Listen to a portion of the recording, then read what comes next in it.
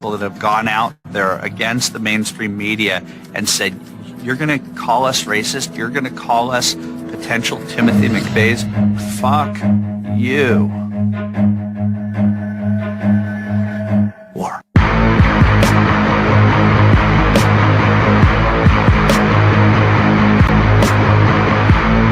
He's seductive. Quite sure he's right. Obsessionally neurotic. Pretty dangerous, in fact. Let us never tolerate outrageous conspiracy theories. Do you mean you doubt your powers to convince him? Say it! Say it! All right, I'll say it. Worse than that. What I'm afraid of is his power to convince me. We're talking about putting a manifestly irresponsible man on national television. Sweetheart, be reasonable. War.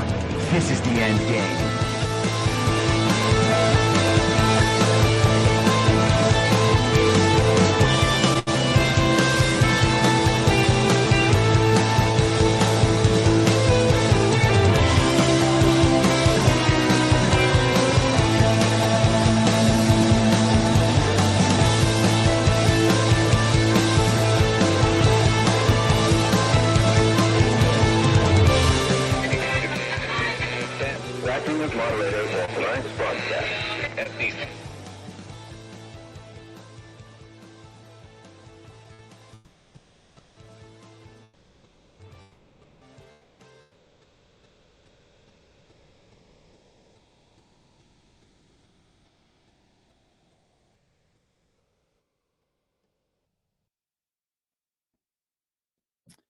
All right. Welcome, everybody. It is Friday, February 7th, 2025, the 19th day of the Golden Age.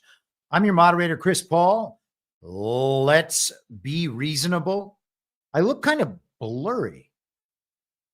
I don't know. I think I look kind of blurry. If you guys think I look kind of blurry, let me know, and I will do whatever I can to fix that. I am... As I said on the subscriber stream on Wednesday, I'm experimenting with Rumble's new studio platform. So things are just slightly different in the way all of that is getting rolled out. I hope you all can see me just fine on your end of things. And people said they like the intro, so I have to assume that it's working. Let us get into, let's start with something just a little bit funny. And very important, don't get me wrong, but also a little bit funny. This is Donald J. Trump with some breaking news on Truth Social today. I will be signing an executive order next week, ending the ridiculous Biden push for paper straws, which don't work. Back to plastic. Thank goodness. As far as I'm concerned, thank goodness. And a little strange that he's saying that that was a Biden push because, of course, that did start under the first term of the Trump presidency. I'm not suggesting Donald Trump was responsible for it by any means. And I guess you can lay the responsibility at Joe Biden's feet. He's the fall guy. He takes the blame for everything. He is like a great reset, blame protectant human shield.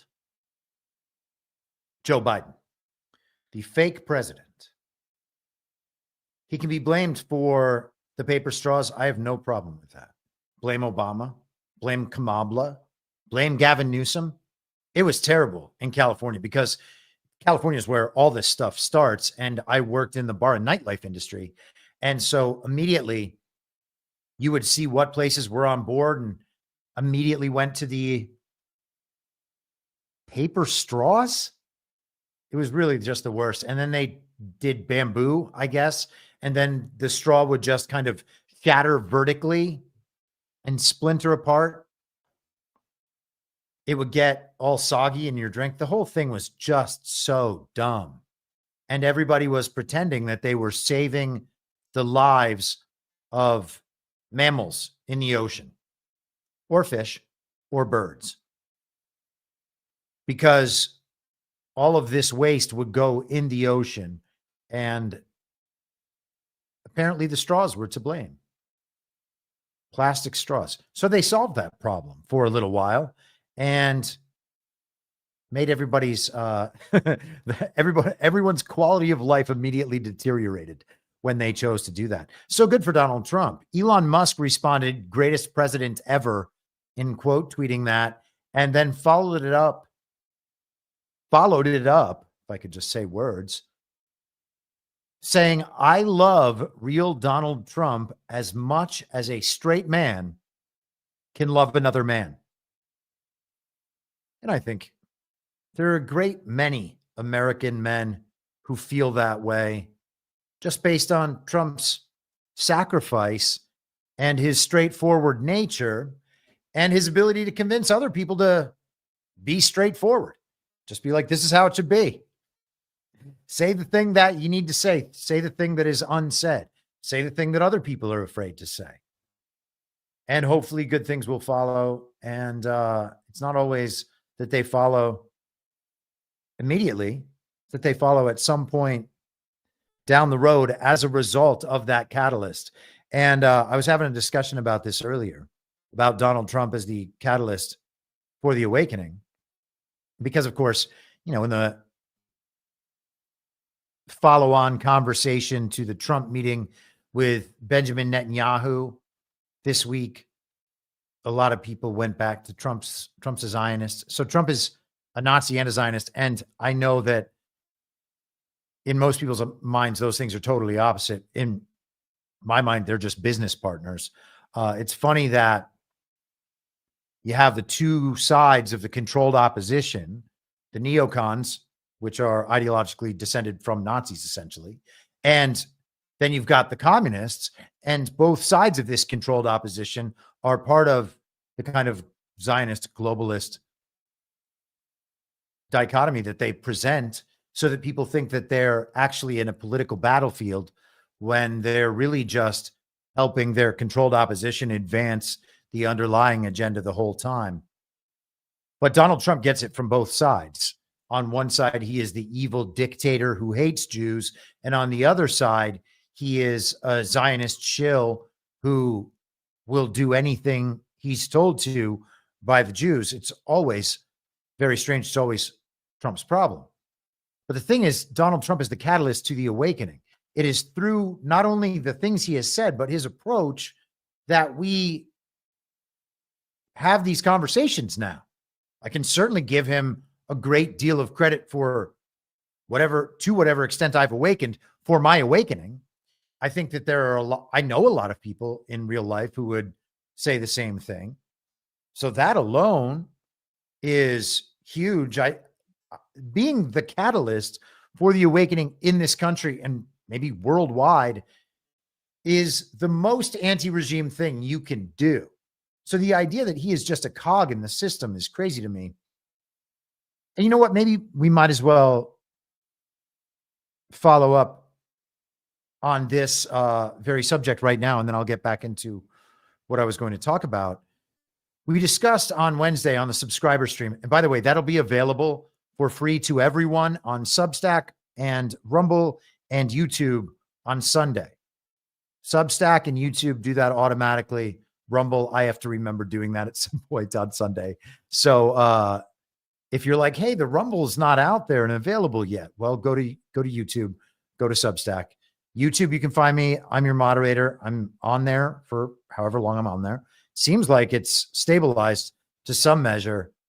I got a check, a strike, whatever they call it, in November or December, but nothing's happened since. So I guess we're good for now.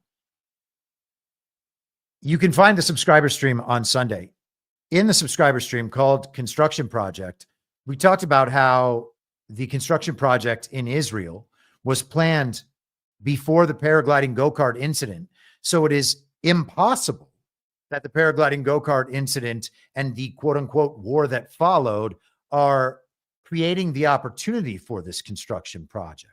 Seems more likely to me that a lot of this war included, are in a narrative layer above the construction project and above the on-the-ground reality there, which is not to suggest no kinetic conflict, okay? We can know that a BLM riot is actually happening in the city streets, while also understanding that we're being lied to about what's happening. We're being lied to about who's involved with it, and we're being lied to about the agenda. The public presentation is a cover story for what's going on at an actual level. And then people believing the cover story will join in organically, thus creating a reality that wouldn't exist otherwise. And the only reality we're having described to us, the only story about that reality being told to us, is that secondary layer where people make an organic event happen as a result of the adopted beliefs about what's actually happening on the underlying level, though that's not what's happening. So I said that agenda has been around for a while, talked about the Ben Gurion Canal and those plans that have existed for 60 years. And then we also have this moment, and I'm not sure if Ghost of Base Patrick Henry unearthed this himself, and if he did, cheers to him. Either way, I saw it on his channel. This is from the primary debates in 2016. In all fairness, Marco is not a negotiator. I watched him melt down, and I'll tell you, it was one of the saddest things I've ever seen. He's not going down. He thinks the Palestinian is a real estate deal. And these people may even be tougher than Chris Christie, okay? The Palestinians are not a real estate deal, Donald. Okay, no. A deal, They're not a real estate deal. Is a deal. Let me tell you, a I've deal learned is a not long a deal time when you're ago. dealing with terrorists. Have you You ever are not a negotiated with terrorists? negotiator. You are not a negotiator.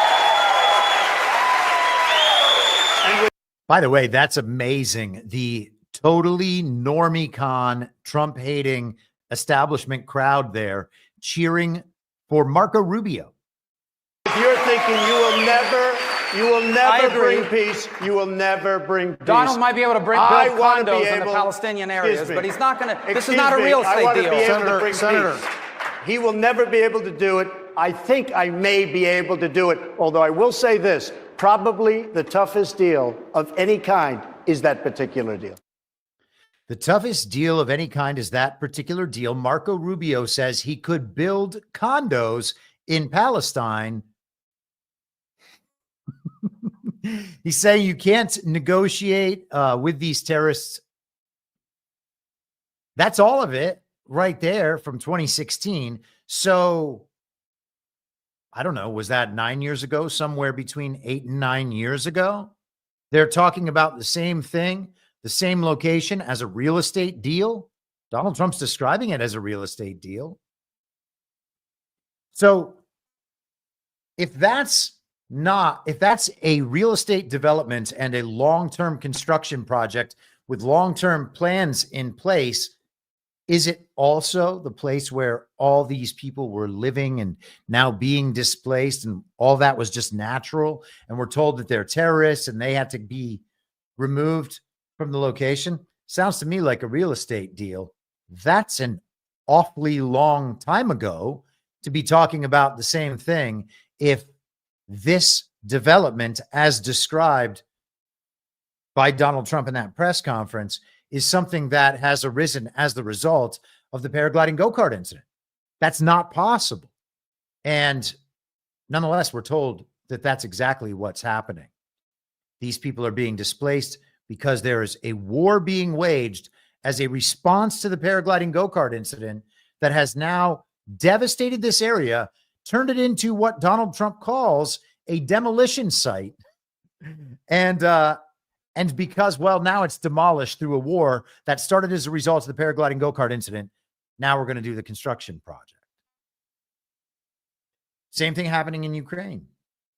Same thing, by the way, seems to be happening in California, and none other than Rick Caruso was on Joe Rogan's show yesterday. I've not had a chance to listen to that, but Caruso's first job in California politics was as a commissioner on the Department of Water and Power. He has been a philanthropist with his name on a law school at Pepperdine, his name on a science school at USC that was studying COVID and COVID masks. He was a COVID lockdowner and social distancer and masker and vaxxer and all of that. And ran for mayor of LA a couple years back. lost in overtime to the communist Karen Bass and said, congratulations on your win and Godspeed, and has not lifted a finger on election fraud. So unless there is a whole lot happening for Rick Caruso in the background, it seems like a pretty obvious attempt for the regime, for the Uniparty, to stand up a new California governor that will seem like a polar opposite from our boy New, who's out there right now, the worst of all time, Gavin Newsom, but seems to be under control, which makes him our boy New rather than New Scum. He can be both. Rick Caruso is being lined up as the next California governor. It is clearly an operation. People like Mike Cernovich are involved with it and have been since the beginning. The immediate focus on Rick Caruso was creepy. We talked about that right off the bat. That was the first, most obvious reaction.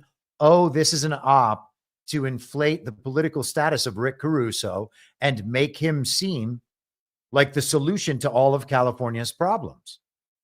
How he interacts with Donald Trump will be very interesting to see. I don't know what to make of that right now. He's a real estate developer. Trump's a real estate developer. So, going to be an interesting dynamic between the two of them. But Joe Rogan, as he always does, is getting these info ops just right out there. Whoever the intelligence community books for his show comes on, and Rogan dutifully makes them sound like the nicest genius who ever existed. So Trump, in response, following up on the, actually, let me find this. Hold for processing. Following up on the meeting with Benjamin Netanyahu, he had an executive action yesterday imposing sanctions on the International Criminal Court. As President of the United States of America, I find that the International Criminal Court, as established by the Rome Statute, has engaged in illegitimate and baseless actions targeting America and our close ally, Israel. The ICC has, without a legitimate basis, asserted jurisdiction over and opened preliminary investigations concerning personnel of the United States and certain of its allies, including Israel, and has further abused its power by issuing baseless arrest warrants targeting Israeli Prime Minister Benjamin Netanyahu and former Minister of Defense Yoav Gallant. Now, I look at Netanyahu and Yoav Gallant as separate. I don't know that that's the way it is. They might be aligned, and that level might just be for show, but it seemed like Yoav Gallant and that side of things were the Uniparty right side coming in to be the saviors in the situation after the color revolution didn't work. And then the paragliding go-kart incident happened. Netanyahu was blamed because there was a year's advance warning, just like 9/11. And Gallant and the rest of them came in, and they were supposed to balance out Netanyahu, and it seems to me help guide the situation into a regime-friendly landing. None of that has happened. And instead, the situation has been guided by Donald Trump into a regime-adverse landing that is friendlier to the multipolar cause, to the decentralized global good twin rather than the global evil twin, and we shall see.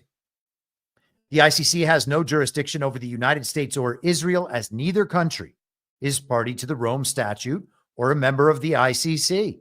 Neither country has ever recognized the ICC's jurisdiction, and both nations are thriving democracies with militaries that strictly adhere to the laws of war. The ICC's recent actions against Israel and the United States set a dangerous precedent, directly endangering current and former U.S. personnel, including active service members of the armed forces, by exposing them to harassment, abuse, and possible arrest. So it goes on, of course, and I would encourage anybody and everybody who wants to go ahead and read that. Actually, let's jump down here for a second. The United States unequivocally opposes and expects our allies to oppose any ICC actions against the United States, Israel, or any other ally of the United States that has not consented to ICC jurisdiction. Okay, so he's going after the organization directly. He's saying that neither the U.S. nor Israel is responsible for any of the things that they're accused of being responsible for. But more importantly, he is making it very clear that the United States does not recognize this international institution. And neither does Israel, and neither should any of their allies. Now, put the Israel thing aside and who these allies are. And this thing, in form alone, is yet another rejection by the United States of a body, of an arm of global governance. That's a good thing. WHO, rejected. UNRWA, just the other day, and UN Human Rights Watch, rejected. The International Criminal Court, rejected. The point is to get down. The goal ultimately should be, and I think is, the goals as I state them are always in line with what Donald Trump is doing, though not in line with what the media is telling us Donald Trump is doing. And so I try to keep that in mind when I'm thinking about these issues. The goal should be to have no global governance bodies. The United States is a sovereign nation. Therefore, there are no multilateral treaties to be signed that say, okay, if we discover that there's a global pandemic, everybody has to do XYZ. That can't happen. It also can't happen in a World Trade Organization setting. It also can't happen in international criminal courts or any other kind of international court. The idea of international law might have to go by the wayside. Maybe there's a very limited amount of issues on which there should be some sort of international understanding. I'm not sure that's true. I think it's probably not true. I haven't spent a lot of time thinking about that, which is why I'm expressing the hesitance here. Maybe I could be argued into that, but why would the United States ever sacrifice its sovereignty to what a collection of other quote unquote nations have decided? And we've always done that because or not always perhaps, but certainly in our lifetimes, we have always submitted to what the global organizations want because we have governments installed by those same global organizations. And the point of the politicians installed in government through fake elections is to implement the agenda of the global governance bodies. So whenever they are being rejected and whenever it's being made clear that they have no jurisdiction over us, that is thumbs up in my mind. And if people are going to be upset because Donald Trump is protecting Israel and his Zionist masters from the International Criminal Court, well, the International Criminal Court isn't anything. It's an illegitimate body. So he's not protecting them from anything because it's not anything. This is like on the story layer. And so is Trump a Zionist shill if he's protecting Israel from a fake global governance body while declaring that the U.S. is not beholden to anything they say or do? That doesn't seem like a pro-Israel thing. And it's always important to remember there is the good twin everywhere the evil twin exists. And whatever size good twin faction there is in Israel, there's still people there. And the people can't be held responsible for what their government does, unless they're obviously in support of it, of course, or totally brainwashed, as we've been. So you got to give it at least a chance, right? Are we supposed to pretend that we've gotten proper history on the region or that we're given proper news about what's happening there? I would never suggest that either of those things could be true. Give me just one moment here. I'm sure we're fine. So good for Donald Trump. We will talk more about the Israel stuff in the future, of course, but they're completing a construction project that has been planned and in the works for years or decades. And Saudi Arabia is involved, and it sounds like, from what Trump said the other day, putting money into it. So that's a regional power backed up by American power, trying to see to it that an independent city state is created that will be a place where people can thrive and prosper, I guess. We shall see. But let's go back. Let's kind of reroute and restart here a bit. Talking about these, the false reality layer as it exists, as it layers over reality prime in our government, in society, in the way that that our reality is communicated to us. And we're going to have one of those major false reality events over the weekend with the Super Bowl. We'll see if they're able to get everybody back on the same page in some sense in terms of entertainment.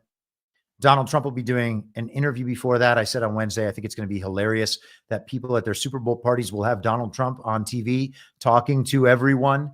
And some Trump haters will probably pipe in or storm out of the room and let everybody know that they're just above it. And Donald Trump's just a disgrace. And everybody's going to be like, calm down, Sally.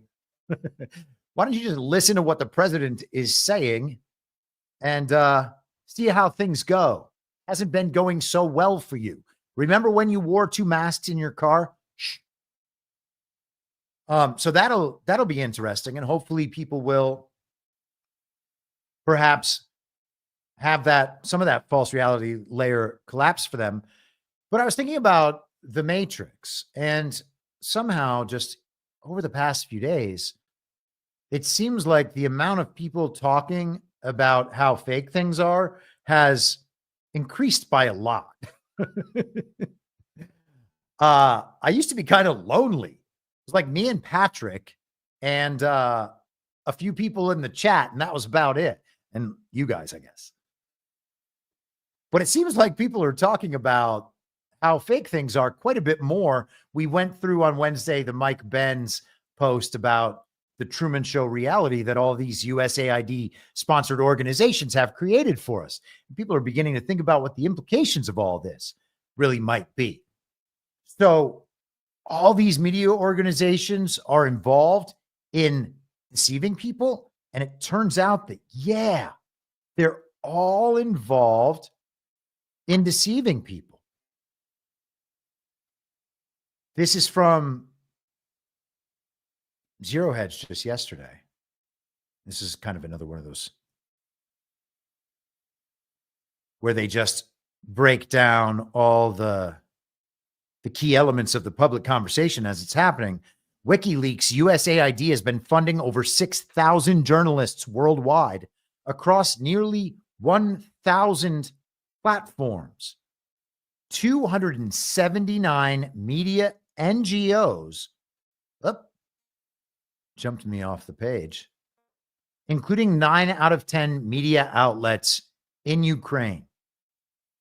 So Ukraine has been described as a construction zone by Donald Trump as well, or I'm sorry, a demolition site. Is it possible that we're not getting told the truth about what's happening in Ukraine? The area that we've been told they're warring over has been Russia since 2022. Palestine is already a state, by the way, according to 146 countries in the world. Is it possible that we can be lied to about wars even while we're seeing videos online? The answer is yes. The answer is yes. And to think that things could be that false is jarring for people. Like, wait, you're saying none of it's real? And that's one of the things that people get really upset at me for doing. I'm saying, well, I can't tell you that none of it's real, but I can tell you that there's no reason to believe that any of it definitely is. Is it possible that all the information that we are receiving could have been filtered by the machine in a way that would present the reality as false? The answer is yes. And you're like, wait a second, well, what do you mean filtered by the machine? Well, algorithms are composing our reality online. We can verify that there are other humans we're interacting with. And so then we can take a decentralized approach and say, hey, other human, what are you observing in the world?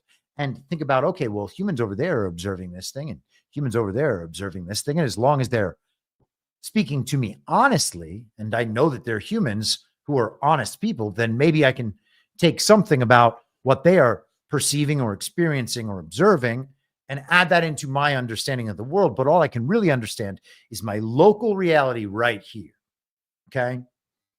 And that's something I think we've put a lot of time and focus into over the last few years, because that's the only way to really understand these things. There's a level to which we have to understand that if it's coming through the machine up till a certain point, let's say, maybe it's stopped. I don't think it stopped. I don't think there's any reason to believe that it has stopped or that it might have stopped, but it could have been lessened and it can be countered. And I think it being countered is entirely realistic. So maybe there's some truth coming. But there doesn't have to be truth about the big picture stuff. We could just be deceived about it, and video evidence or expert opinion can be layered onto that to help deceive us. And people don't like to think about that when it comes to war, maybe, but they don't have any problem, or when it comes to intentionally inflicted mass trauma events or false flags, terrorisms, etc. They don't like to think about it because they see a direct impact on human life and they don't think that we could be lied to that way. And then I would suggest that we just recall COVID and how the COVID narrative was explained to us and how the existence of the pandemic itself was created and how it's still propped up by people, some of them on our side, who are unwilling to even admit that there wasn't a pandemic. So it actually is possible for this to be much, much faker than many people understand. And so with all that in mind, and kind of this new trend towards suggesting that things are actually fake, like, whoa, maybe we better take another look at some of this stuff, because if the corrupt government is paying out all of this money to overthrow foreign regimes in league with our intelligence agencies and like special forces sometimes, not suggesting they're doing this on behalf of an agenda, but operations are run. There are even special forces dudes online talking about how they used to watch these operations and they would think one side of it is good. In fact, maybe I could just find this video. That one side of the operation, well, I'll just summarize. That one side of the operation is good. They know that they're actually doing good work, providing wells or providing a bridge or something. And so some of the money goes to that project and the community actually benefits. And then the rest of the money is just paying off other community leaders to help facilitate the project. And that many of those community leaders then turn around and fund terrorism. And so it's the same money flowing in for the good and the bad. So we don't have to assume that it's all bad, but the money flows in to do bad, and it props up media organizations and global health initiatives and all of it. So all these aspects of the regime are being supported by this same money. And then people begin to understand that the people telling them all the stories about how their world operates are being funded from the same pool of money. I imagine that's jarring. A lot of people think that you can solve the news. You just go and get a number of sources and you can figure out, oh, this is what's actually going on over there. Well, no, you can't. Because that assumes that at least one, but maybe many, are giving you a real discernible truth about reality prime. And there's no necessity for any of them to be doing that. They can be lying completely to distort from what's actually happening. And then we can have a voice of truth coming in, or potentially a voice like Trump's that makes the people discern truth for themselves through the process of arguing the key elements of what makes a story true or false. So he'll side with one side, people will push back against that, and then he will switch sides, the other side will push back, and by the time that process is over, everybody has a pretty clear understanding of where everyone else stands, or where, I shouldn't say where everyone else stands, where the society at large stands. Pretty much everybody understands that Trump has a wide sweeping public mandate to be able to enact these policies, for instance. That's not because they looked at polls. That's because they can watch how the narrative is rolled out. They can tell who's desperate. They can tell who's confident. They can tell what's actually happening, at least in terms of narrative advances. And if it's all toward one side, they begin realizing, okay, maybe we've been duped. Or some will obviously fight that back, but then they'll be marginalized further. So I was thinking about the Matrix in all of this and kind of how the whole thing winds down and how Neo was fighting with Mr. Smith, the agent, the super agent, the agent of agents. He's basically the great weapon of the false reality layer in the Matrix, and there are many other like him. In fact, he can just assume all these other forms and fight back against Neo collectively, separately, individually, from every possible angle at once, because he is a representation of the system. And one of him is more powerful than virtually everybody who's coming into the Matrix from Reality Prime, understanding what it is they have to do and what they have to fight in the Matrix to then be able to win the battle in Reality Prime. And winning that battle is what ultimately matters.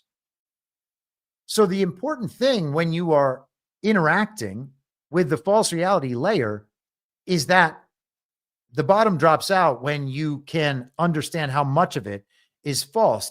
It loses its ability to affect your behavior, affect you emotionally, be able to cause you some level of physical harm, whether it's even just like psychosomatic physical harm, right? Harm that you kind of inflict on yourself through your own stress or fear or anxiety or whatever it is.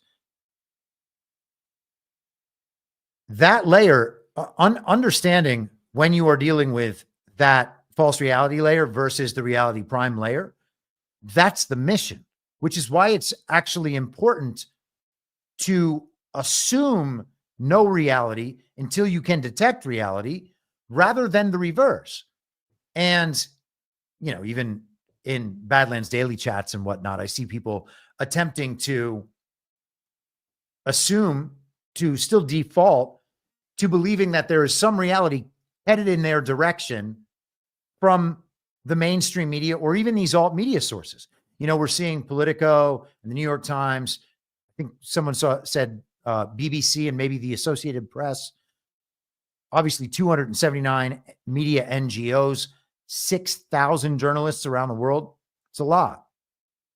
All on the take, all disseminating the narrative that enhances the agenda of USAID, the quasi-governmental organization whose purpose is regime change in other countries. Okay? So the media is helping USAID and our intelligence community overthrow governments based on lying to the people in those countries. And of course, they've obviously turned that on us. So to side with the media and figure that we have to believe what they've told us has happened in reality, and because we've seen a video online, it must be true, and because there's potentially some real world impact and people may have been harmed, we can't talk about it. Well, we're really setting ourselves up well behind the eight ball. And at that point, we are actually becoming Mr. Smith and we are doing the work of the machine. Okay? If the work of our side is to break down that false reality layer so that we can interact with Reality Prime, interface with Reality Prime, and understand things first on an individual level, a local level, and then spread outward as we are able to directly understand things, to suggest that the machine is probably telling us the truth this time and that we need to act in a certain way until we understand, until we can prove that the thing is fake. Well, then you've encouraged everybody to do exactly what the machine wants us to do. And you're demanding, like you're making demands upon the people opposing the machine that are impossible to meet in any sort of timeline that'll make a difference. And if they meet it eventually, it won't matter anymore because, of course, the people who do what the machine wants them to do each and every time have already probably moved on to 10 more issues. What happened with the New Orleans truck attack from New Year's Day? Well, a reporter linked to the New York Times wandered through some house and was like, look at this Quran. Look at the chemicals on this table. Look at the chemicals on this table. You see, this is where the truck bomb or the Ford Lightning run people over operation hatched in this guy's house. The FBI just left this crime scene. What happened? No one knows. People spent days on it. No one knows. Cybertruck bomber? Nope. Either of the sky events? No. None of those have been solved. We got a name for the plane and helicopter event last week, like I think it was Rebecca Loback or something. She real? Everybody's like, yeah, she's real. Okay, she's real. Was she piloting the helicopter? Does anybody know? Well, that's the story.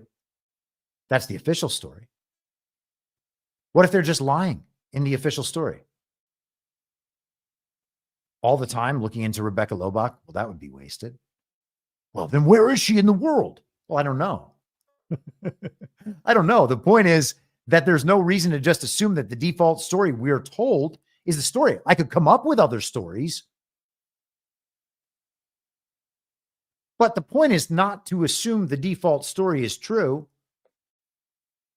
because that leads us to do what the machine wants us to do. And the entire point is to understand which part is the machine. Okay. And the display of Neo versus Mr. Smith throughout the Matrix trilogy and then the new one, they're doing like kung fu. They're doing, somebody's going to tell me it's not kung fu. It's actually, okay. Well, whatever martial arts form it is. But that could, you could take Mr. Smith's fists and feet and his kicks and his jump kicks and his flips and all that, and just think about those as narrative operations flying at us, trying to damage us. Which ones are we able to avoid? Which ones are we able to block? Which ones are we able to counter? And when we see that just as the false reality versus reality prime, which is how Neo sees it, it is through that understanding that allows him to survive in the reality prime, which is back on the Nebuchadnezzar. In, the reality world after you're out of your Matrix pod. That's how it is in the films. But so I was thinking about all this, and I was like, I want to remember how the original trilogy wrapped up. What did this all push toward? Because most people remember primarily the first Matrix, and it's kind of the red pill, blue pill, understanding the false reality, the existence of it. And that's where talks about the Matrix usually end. So this is from Matrix Reloaded. This is near the end of that film, if I recall, the scene between Neo and the architect. The function of the one is now to return to the source, allowing a temporary dissemination of the code you carry, reinserting the prime program. After which you will be required to select from the matrix 23 individuals, 16 female, 7 male, to rebuild Zion. Failure to comply with this process will result in a cataclysmic crash, killing everyone connected to the matrix, which, coupled with the extermination of Zion, will ultimately result in the extinction of the entire human race. You won't let it happen. You can't. You need human beings to survive. There are levels of survival we are prepared to accept. However, the relevant issue is whether or not you are ready to accept the responsibility for the death of every human being in this world.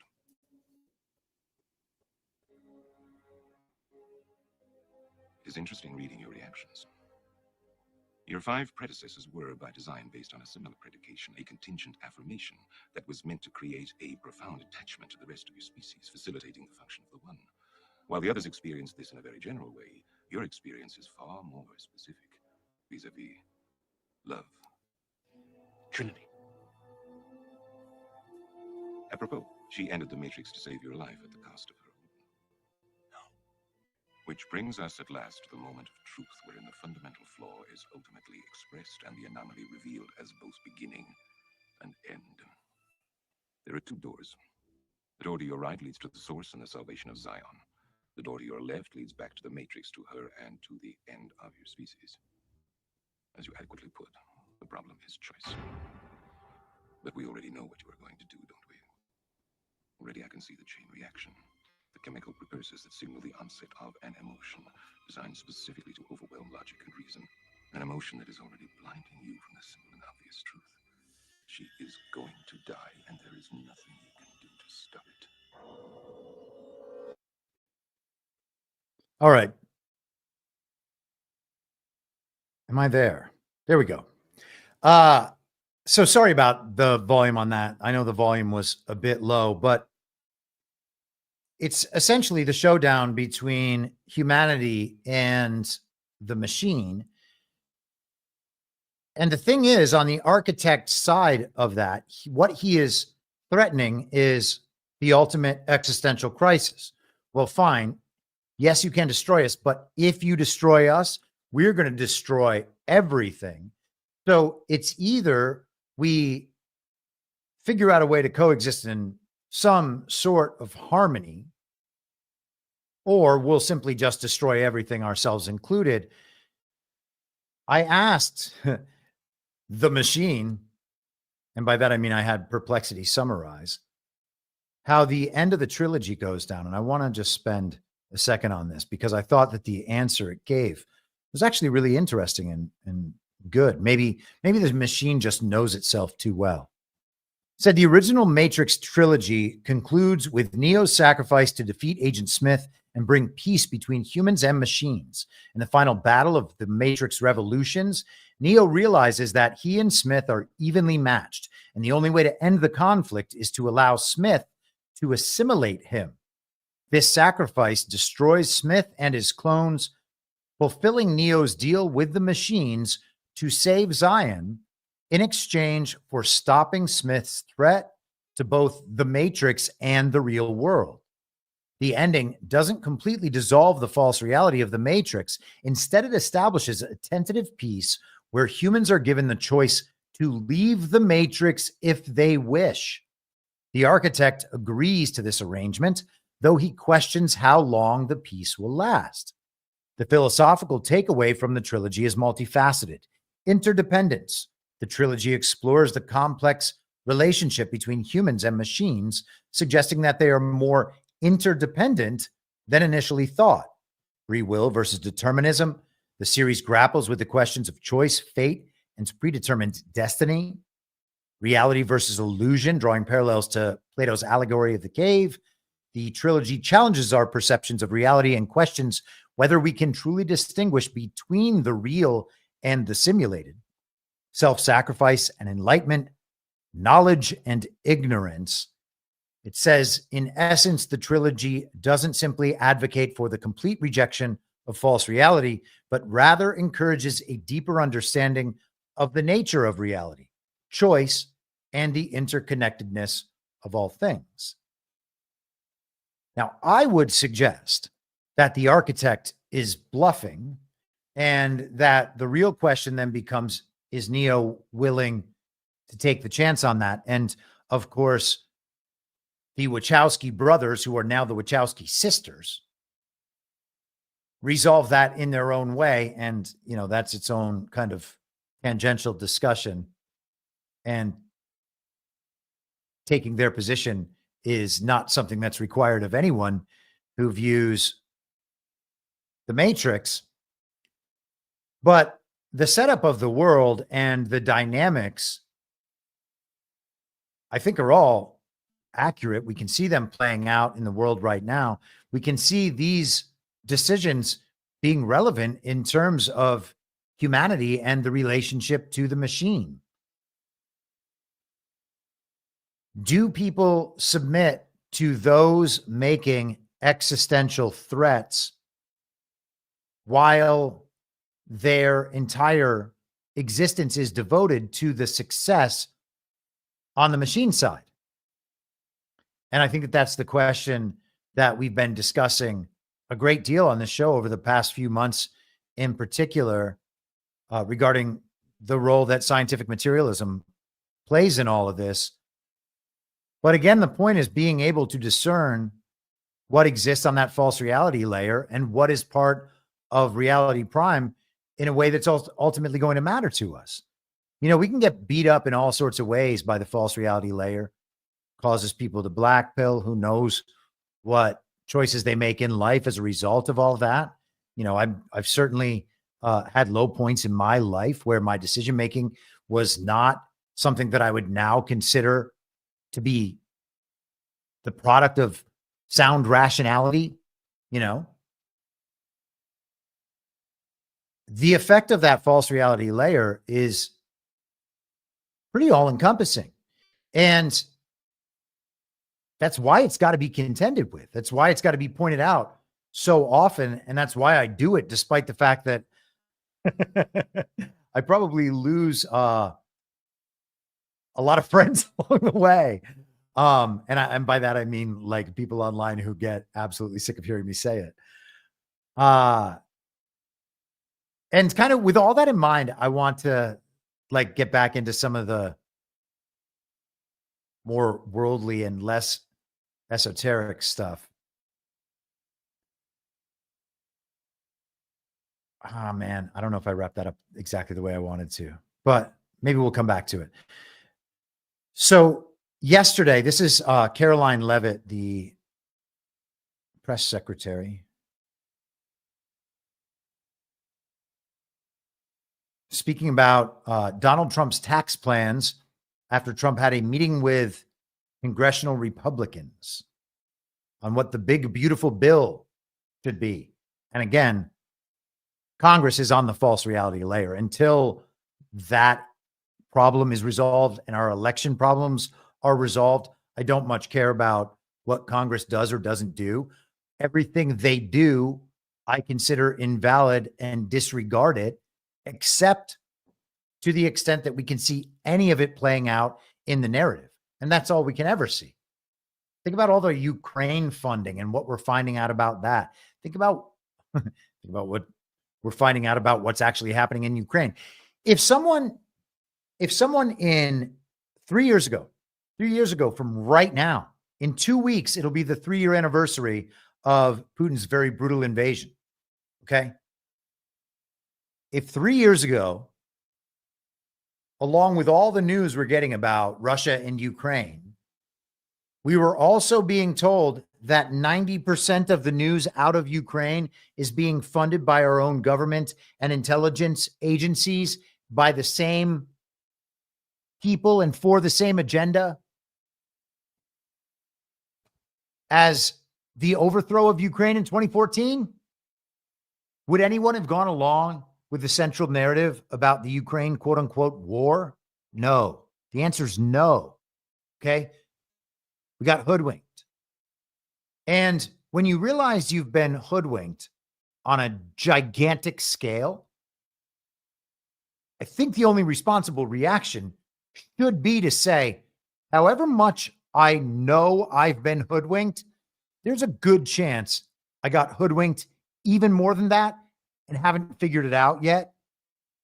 And that's the point at which you should ask yourself, if 90% of the news coming out of Ukraine is being brought to me by these people, how do I even know a war is happening? That's the right question to be asking. Maybe a quote unquote war is happening. I can believe a war was happening, but has it been happening for the last 3 years, while all the countries that are being, or while all the lands that are being fought over are already part of Russia and no one's telling us? I think the answer is probably no. Here is Caroline Levitt talking about the Trump tax plan. So these are the tax priorities of the Trump administration that the president has laid out for members in that meeting today. No tax on tips, which is obviously a very public campaign promise that the president made. No tax on seniors' Social Security. No tax on overtime pay. Renewing President Trump's 2017 middle-class tax cuts. Again, these are the president's priorities. Adjusting the SALT cap. Eliminate all the special tax breaks for billionaire sports team owners. Close the carried interest tax deduction loophole. Tax cuts for made in America products. This will be the largest tax cut in history for middle-class working Americans. The president is committed to working with Congress to get this done. Okay. All sorts of tax cuts, no more tax cuts for billionaire sports team owners. I wonder if they're going to call this the Mark Cuban Tax Act when it's all said and done. If someone knows of a Cuban freakout related to this Trump tax announcement, by all means, send that my way. But I was thinking about this tax announcement because a lot of people were like, yeah, we're going to get these tax cuts. And I get it. In the politics as we've known them for our entire lives, sweeping tax cuts would be something to celebrate. And we would have a multi-months long argument in the media about who was getting tax breaks for what and whether or not they deserved them. And we would hear about how the tax cuts are only for the rich people and the Democrats need some handout for their base or whatever, or their little projects here and there in order for them to go along with it or something. All the same stupid tax debates that we've heard throughout our entire lives. Now we are being told that a lot of taxes are going to be eliminated. And people are getting very excited about that. That's much better than the deal that we've ever been offered before. But the point is not to get excited about that. Okay? You can be like, hey, cool. Look, Trump's on the right path. That's great. The right answer is no taxes. Because the federal income tax is unconstitutional and immoral, and no one has signed up for this illegitimate government or any of its spending. The American people don't support it. Therefore, it is invalid. Period. Okay? So to grovel and to cheer that Trump is giving away the tax cuts like this, knowing that it is not the ideal outcome and that stopping at this point would guarantee we never reach the ideal outcome. Well, once again, you're stepping in to protect the system and protect the machine. And so we have all these people on our, quote unquote, our side. And some of them obviously are, and they have the proper motivations and they're just not thinking it all the way through, or maybe they're not all the way there yet. And we can sympathize and understand that those people are going to get on the right page at some point, and all that is wonderful. Problem is, right now, if they're piping in and being like, why are you saying that? You know, shutting down the conversation, saying that you shouldn't tell people not to pay taxes. We shouldn't expect not to pay taxes. Donald Trump told people that 10 days ago in a speech. And he was just like, how about no taxes? Just kind of trying it out, seeing how the people would respond. Imagine Donald Trump. Let's think about this. How do I want to set this up? Let's say that Donald Trump was the leader of a business, okay? And for the business, all of us needed, let's say we're at a graphic design firm, okay? And we all need these like really top-notch graphic design computers or whatever. And Donald Trump's got to go in and he's got to buy 30 computers for the company. And the only computers the company's ever gotten before are just trash, like always way behind, like hand-me-downs from a government agency or something. And whoever Donald Trump is negotiating with has always had the upper hand. We always get a raw deal, a terrible deal. And whoever's running our organization is always on the take. So they're happy to negotiate a terrible deal. And ultimately, all of us, we don't have what we need to do our jobs. Let's say that's the scenario. Okay. So now we have a guy who actually wants to negotiate it on our behalf and try to set things right and get us what we need. Play by the rules. And he goes in there to negotiate in public against this system. And that's what he's doing. He's negotiating in public. And he asks us, he says, hey, I've gotten these things in our negotiation. And we're like, oh man, that's so great. This is the greatest thing that ever happened. And people who are, people who earn tips, people who are receiving Social Security income, people who make overtime income, they're all stoked. They're like, I'm going to have more money in my pocket. This is the greatest thing I've ever heard. And if you're like, hey, we need more than this, they're like, don't mess with my plan, man. Come on. I need this thing. Don't say anything that's going to disrupt this. We don't want to lose this opportunity. Well, first off, you're not going to lose the opportunity. Okay. That's not going anywhere. That's baked into the cake. That's already part of the promise. And if that isn't in there, people should respond saying, hey, you told us this was going to be in there. You can't just take that back. And again, the president of the United States just 10 days ago or something suggested to Americans with a live audience, knowing that it would be broadcast to whoever could possibly want to see it, suggested that no taxes was the right thing.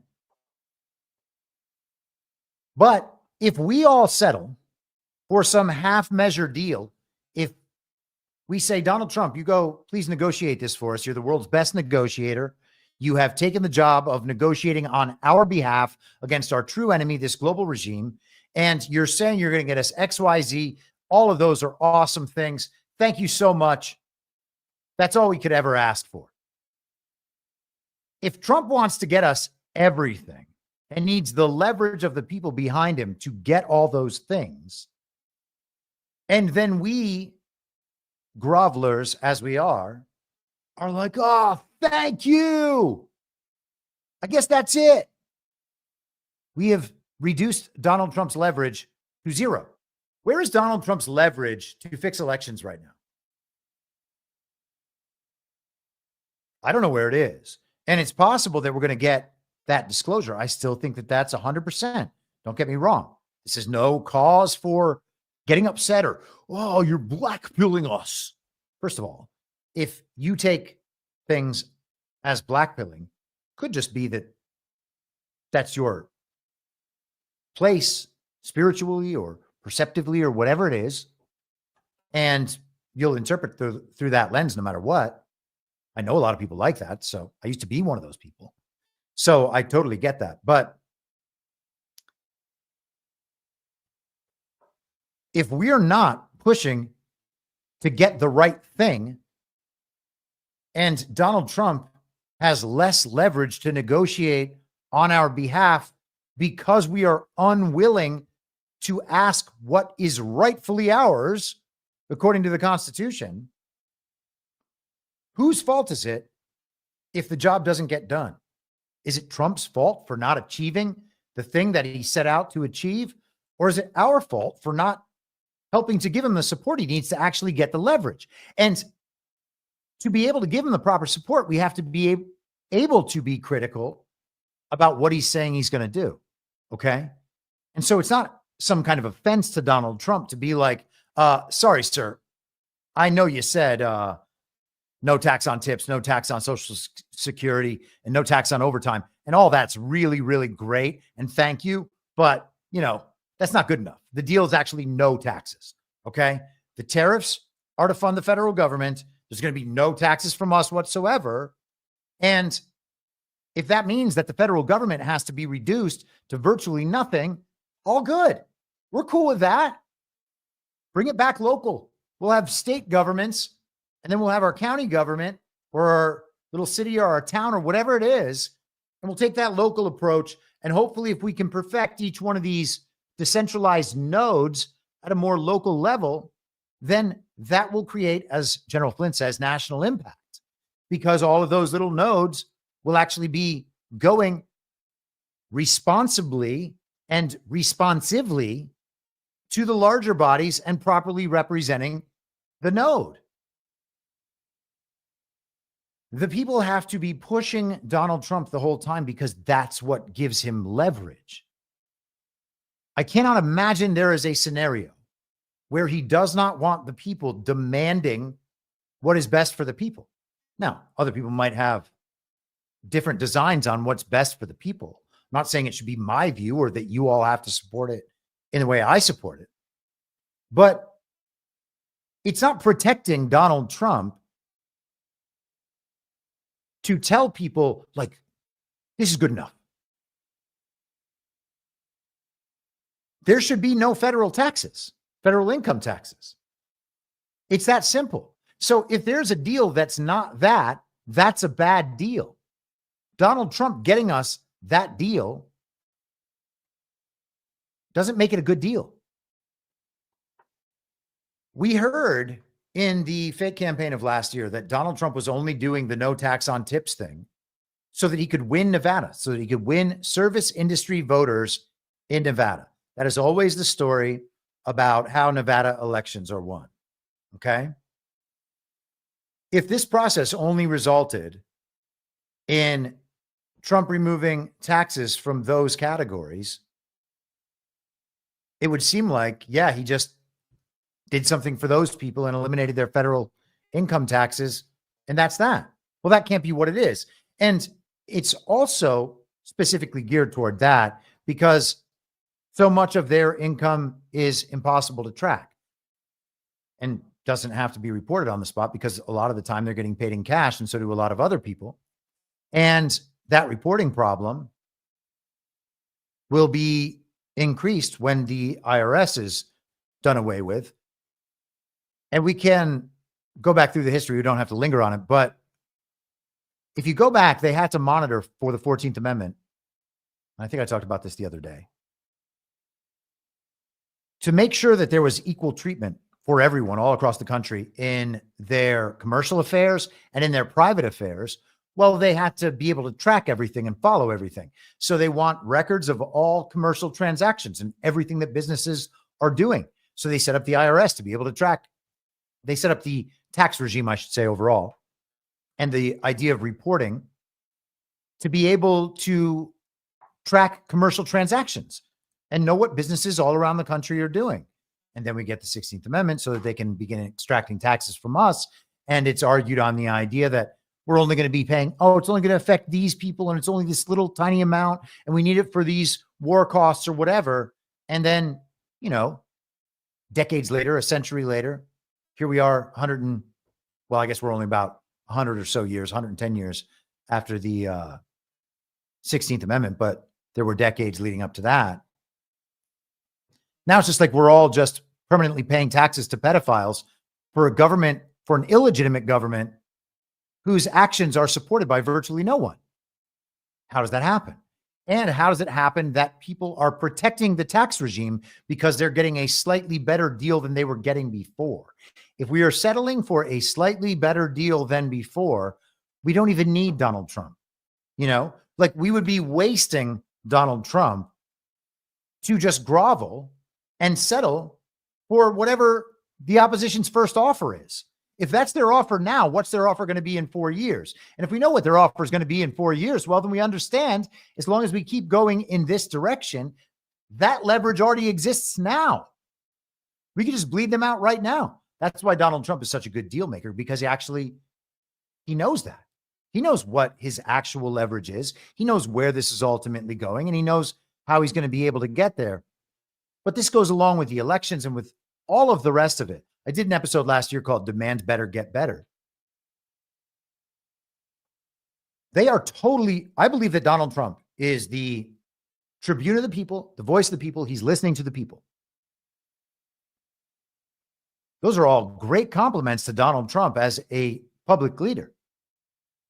if he's doing all that and he has access to all the information so that he can know in the aggregate what the people are thinking all the time, well, then it's our role to think the right things to give him the leverage and the drive to get those things done on behalf of the people. And if we are limited in our understanding based on what we think the political system can process, or what the TV has told us that the Democrats might agree to, or that this or that squish rhino Republican in the Senate or the House, oh, well, you're going to have a really hard time selling that to these purple districts that have Republican congressmen right now, because if you cut too many government programs, well, then those Democrats who were willing to vote for a Republican in this cycle are not going to do it in future cycles. If we are believing that sort of false reality, garbage and nonsense, and refusing to demand better because of it, well, then we're giving away the opportunity that we have. And so when people talk about Donald Trump as like a tool of the regime or some kind of Zionist shill that is selling out the cause, the catalyst to the awakening, the guy who is responsible more than any other single person, it seems, unless there's like totally other layers of this that are inaccessible right now. The guy that is clearly responsible for more of this than virtually, or maybe not virtually, than anyone else in the world, that cannot be the first person to blame. It really can't be. Trump's a Zionist shill. Trump's a tool of the regime. And that's why he's not getting everything that you could have ever dreamed of. And so rather than getting behind Donald Trump and demanding more and supporting Trump and trying to push him in that direction, they instead reject the only person who might be able to help them. And we're supposed to believe that that is not from people who are black-pilled and not from an info op. I think that that is crazy. I also think it's just factually unsupportable based on the dynamics in geopolitics, but that's a totally different subject. The point is that we have to be able to come to some of these conclusions on our own, and Donald Trump is effective at guiding us and guiding society at large to those conclusions. But when we know what the right thing is, we have to demand it and stick to that and not grovel with half measures. And I don't think that any of that could possibly be seen as somehow offensive to Donald Trump or anti-Trump. In fact, I think it's probably what Donald Trump wants us to do when he says things like, we are giving power back to you, the people. He's going to be the people's representative in that job and do the people's business, but the people have to be clear about what their business is. And instead, we are refusing to do that out of some sign of respect. It's very irrational, if you ask me. Going to take a second and have a look at the chat.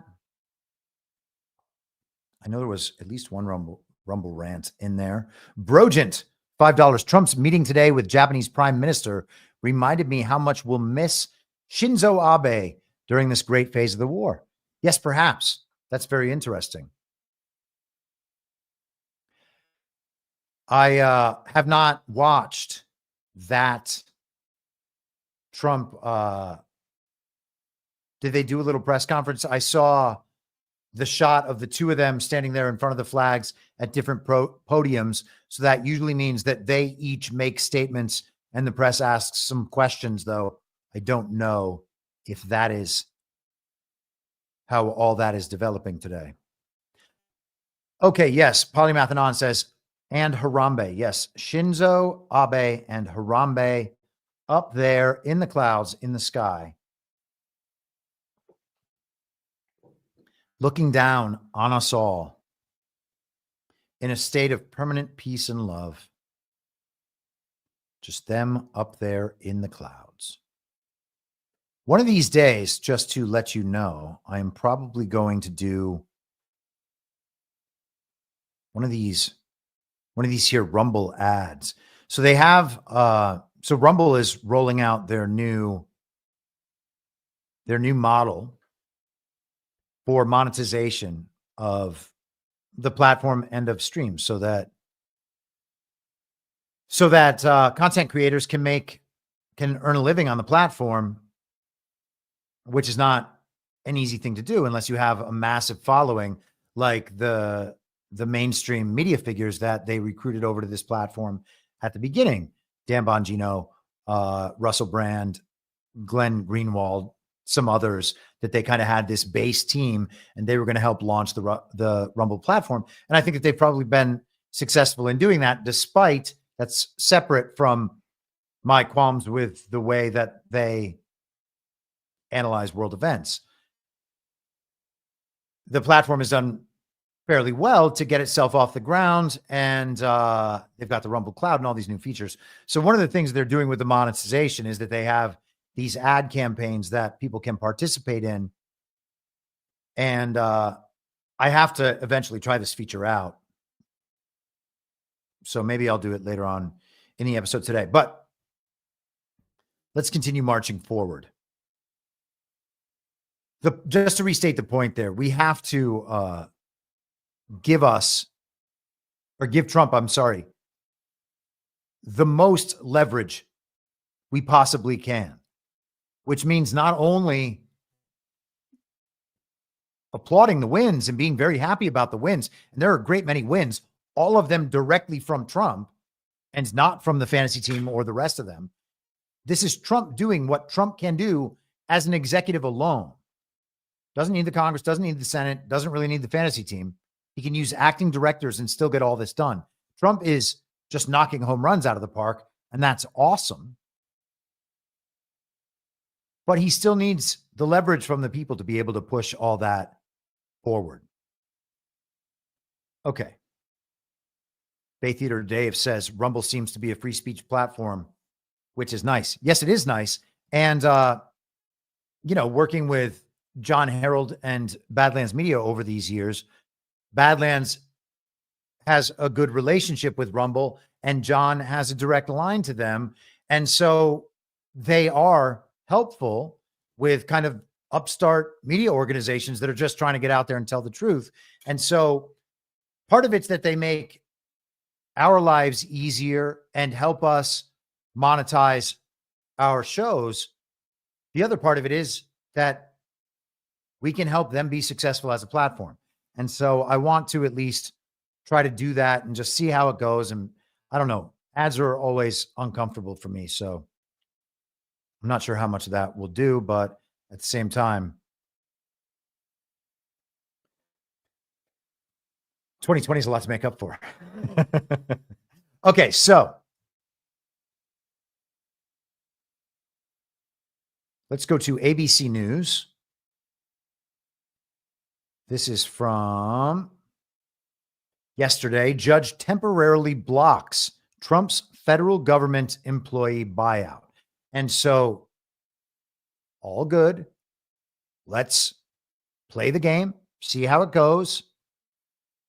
We'll go through all the steps we want to get the lines painted on the field. Let's get all the rules in the rule book, all the boundaries drawn, and then we can go to work.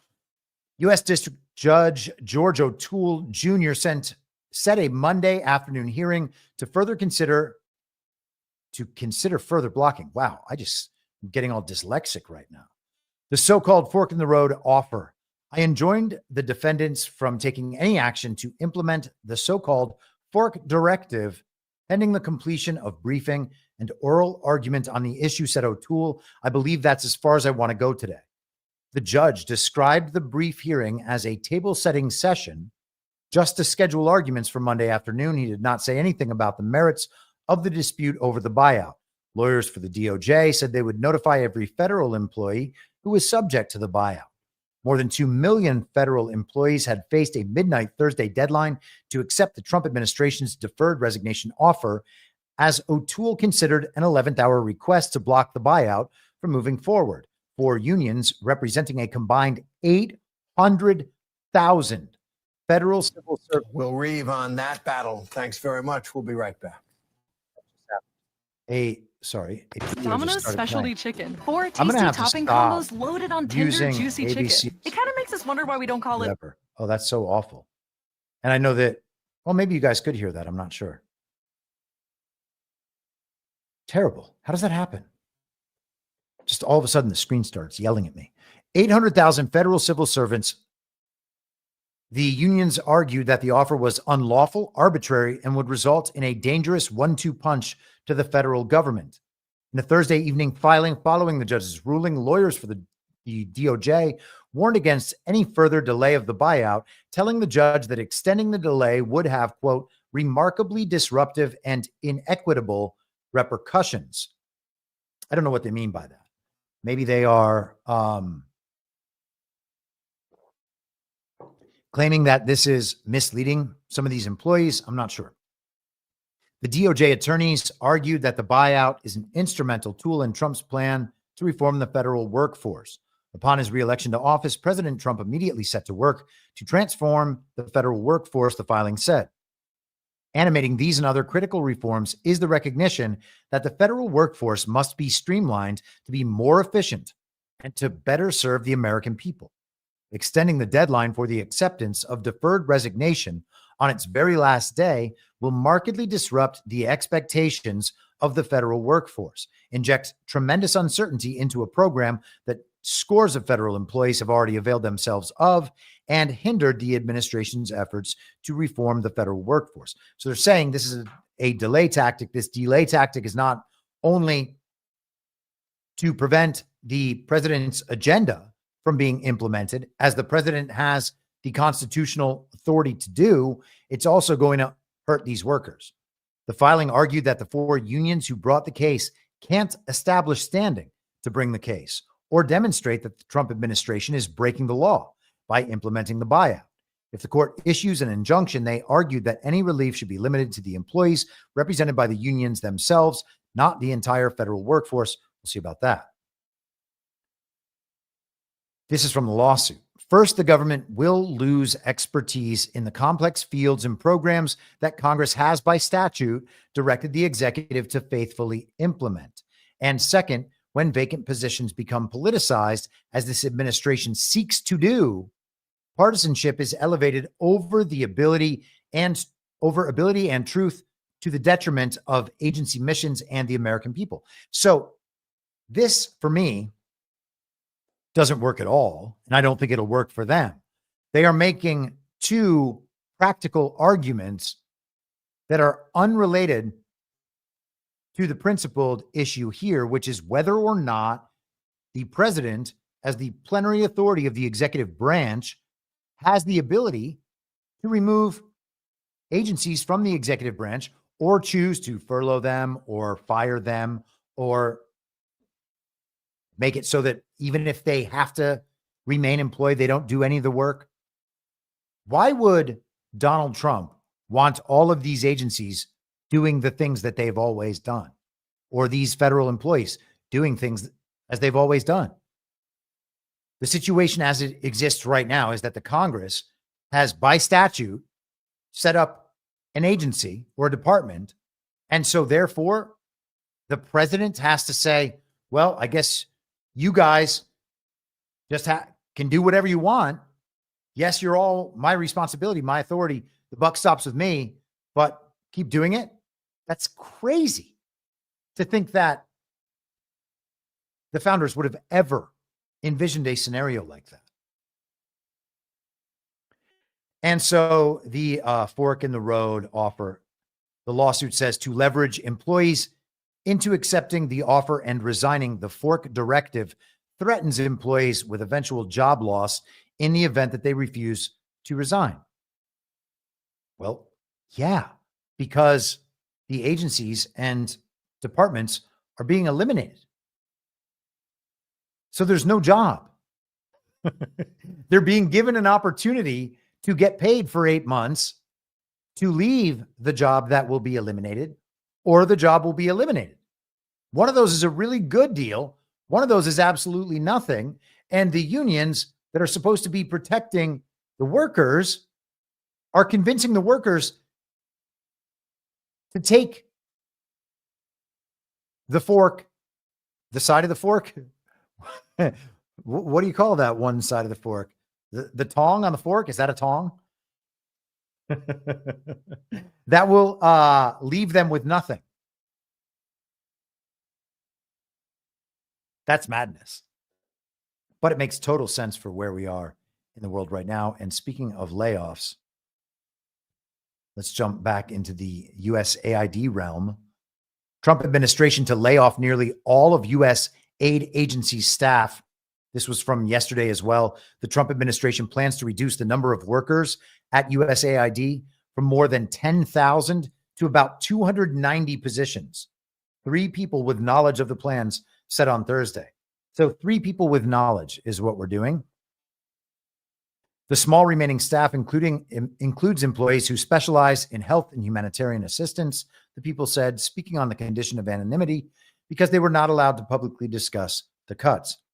And so always they're privy to private discussions that everyone knows to be private, and then they come out and violate that expectation of secrecy and privacy so that the media can know. Now, sometimes leaks come from the good side, but this seems very odd. USAID officials were also told on Thursday that about 800 awards and contracts administered through the agency were being canceled.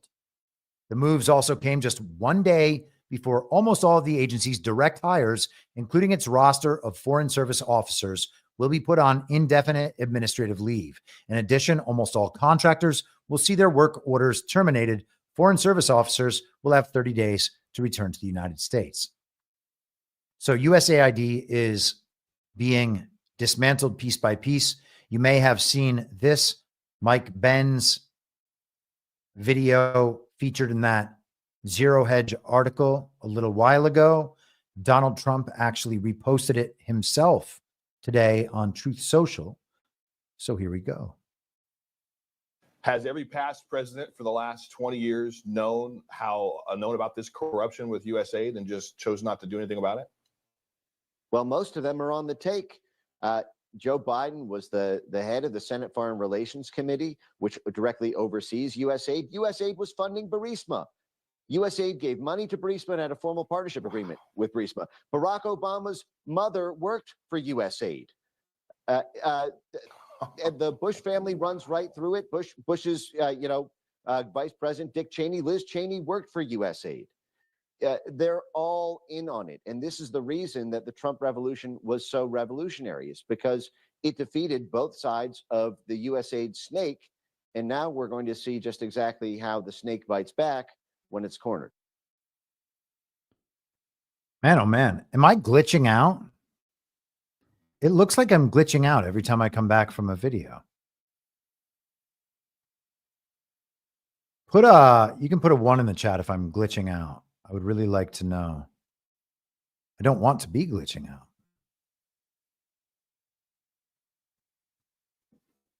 So actually, I forgot if I said 1 is I was good or glitching out. I think 1 is glitching out. Now my brain is just glitching out. All good. Okay, so I guess I was glitching out. Oh, man. That's really bothering me. Apologies. I got to figure this situation out. That is no good. Actually, you know what? This might help things a little bit. Hopefully I will not be glitching out from this point on. Oh, I was frozen. Cool. When you see yourself on screen a lot, it is a really weird thing, especially on the internet, when your face can just be frozen in the middle of some strange expression or blinking or like scratching your face or something. And it's like, oh, well, somebody's just looked at that weird picture of me for way too long. It's so crazy. All right. Well, apparently the video element today is not all I ever dreamed it could be, but we're going to just have to plow forward nonetheless. So Mike Benz lays out about how these other presidents, these non-Trump presidents, how much they've been involved with USAID over the years. And he says they've all been on the take. And of course, so has the Senate and the Congress. And right now we're hearing so many congressmen and senators talking about USAID, getting all of their based and red-pilled cred out there. We're going to see one of those in a couple of minutes. And again, you know, I don't want to just knock these people all the time. And I want to make it very clear that I understand there can be other explanations that we might learn about in the future. And I'm totally fine with that. But we also have to explore the possibility where these people are just covering their own asses, having known about USAID while they've been in office for decades and only ever supporting and funding it because they're also on the take. And people have talked about AOC being on the take. We've heard about the media organizations being on the take. When do we hear about the Uniparty right on the take? When do we hear about the Uniparty right media organizations on the take? And I was having the conversation with Brian this morning on Badlands Daily. Some of these Uniparty right media organizations have major funders. And maybe they're private funders. And I'm not saying that people shouldn't be allowed to do that. Some of those private funders care about free speech. Not many of them. Some of them care about a certain agenda being pushed forward. And if those private funders have business tied up, and if they are from one of these transnational corporations, for instance, if they're involved with organizations that partner with the World Economic Forum, if they're involved with even like legacy GOP groups, then their agenda is the regime agenda, not the America First agenda. And just because there are people who seem aligned with our interests sometimes, and that these people are always talking about how bad the left is because they're on the right, like that doesn't take away this problem. The USAID is one part of that system that could be one funding source for media organizations, but there's going to be so many more. And we were told that next week, I think Trump said it. Actually, this is the one thing I did see from the press conference with the Japanese prime minister today, is that next week, apparently, Doge, and maybe these are unrelated. I thought I just saw the piece of content. If I'm wrong, I'm wrong. All good. But I've certainly seen the two separately. That next week, Doge is going to be focused on the Department of Defense. Does the Department of Defense fund media organizations and operations around the world, or is it just USAID? And I would suggest that it's the DOD as well. And if we have anything like this week, next week with the DOD, that's going to be crazy. Who knows how far back and how far reaching that corruption is. I cannot wait to see it. Donald Trump said this as well on Truth Social today.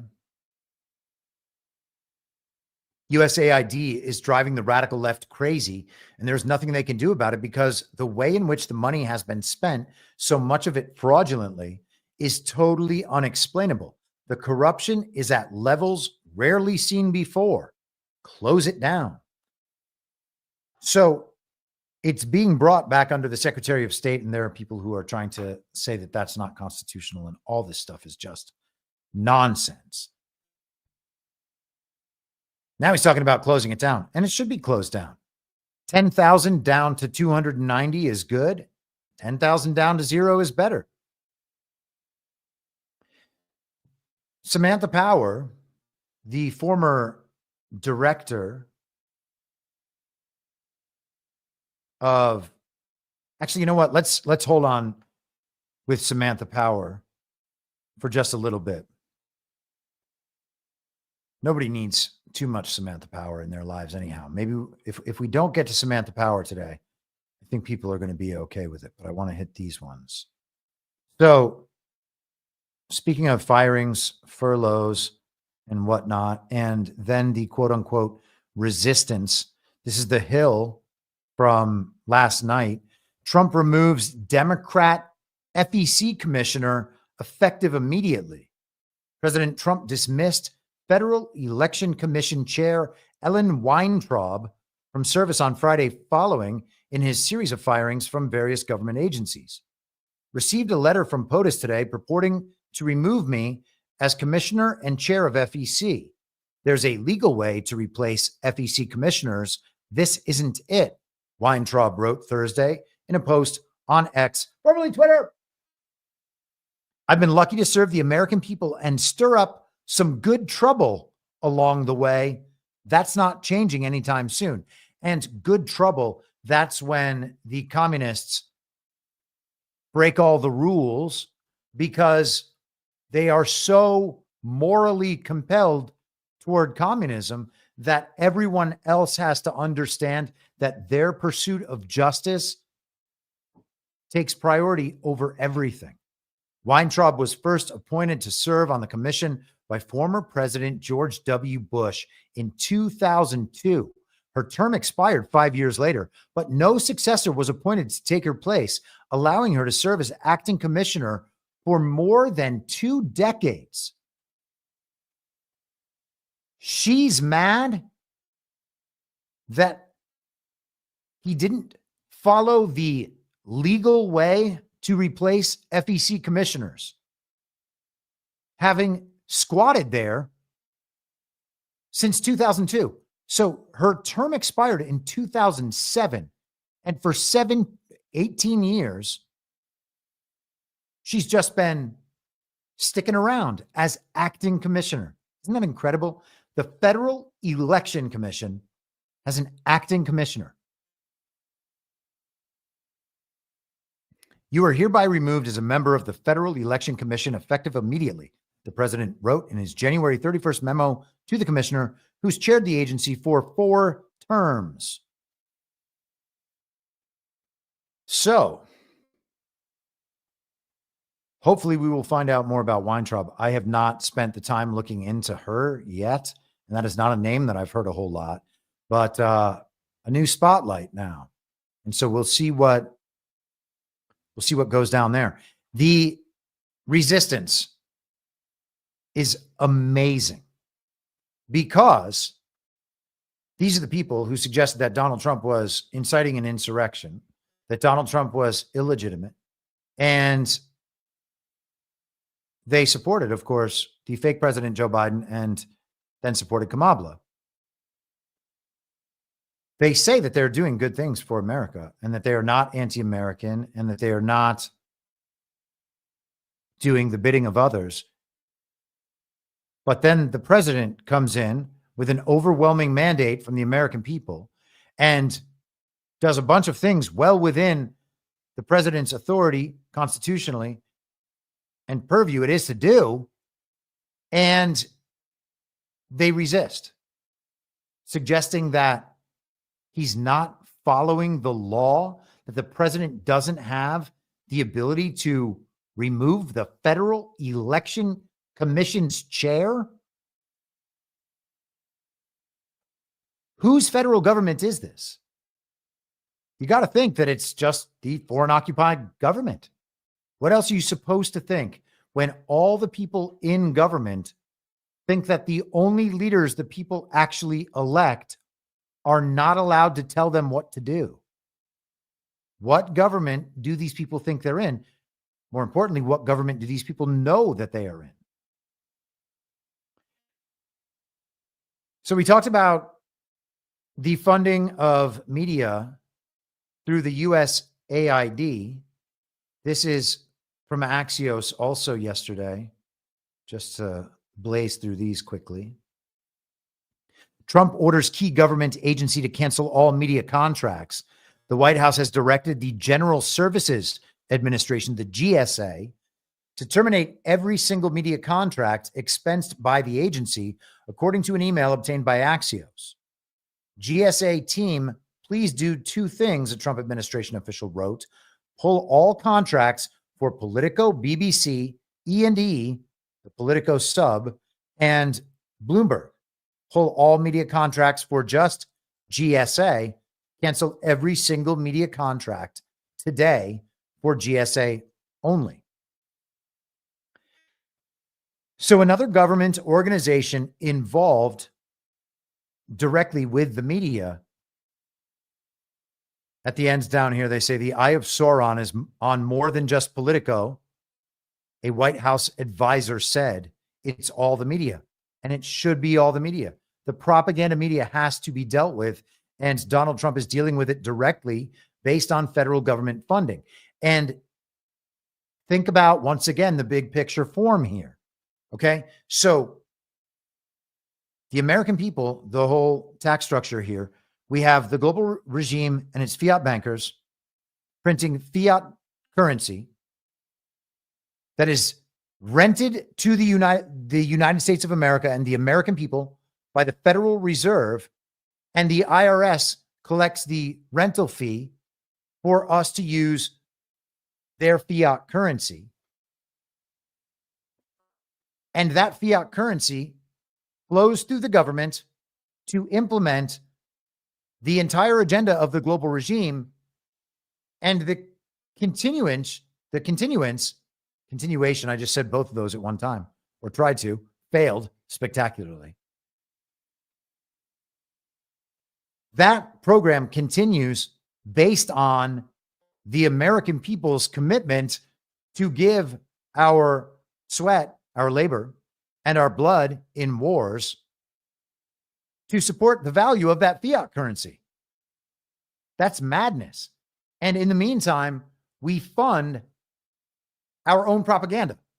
And that was one of the most shocking things that I noticed in 2020. There were the public communications budgets in the COVID relief packages and marketing budgets and the rest of it. And that would pay for the state of California, for instance, to disseminate money to a network of influencers, celebrities, micro-influencers, community leaders, etc., to publicize the regime's agenda through social media.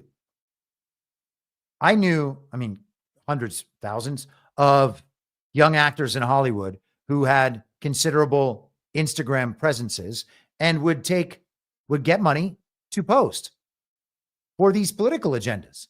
The drop boxes, the Facebook drop boxes to mail in ballots, that was a paid ad campaign run on social media in Hollywood by celebrities. It was like Jennifer Aniston, people like that. Same thing with masking and lockdowns and all of it. And it's taxpayer money, quote unquote, going to the state, and then the state disseminates it to some of the wealthiest and most popular and most influential people to hoodwink all of their followers. It is so diabolical. The government shouldn't be paying for media. I cannot think of a situation. Maybe I'll think about this over the weekend. Think if there's a situation where I think it's acceptable for the government to have any relation with media. Is it possible? Well, I guess you have a press secretary.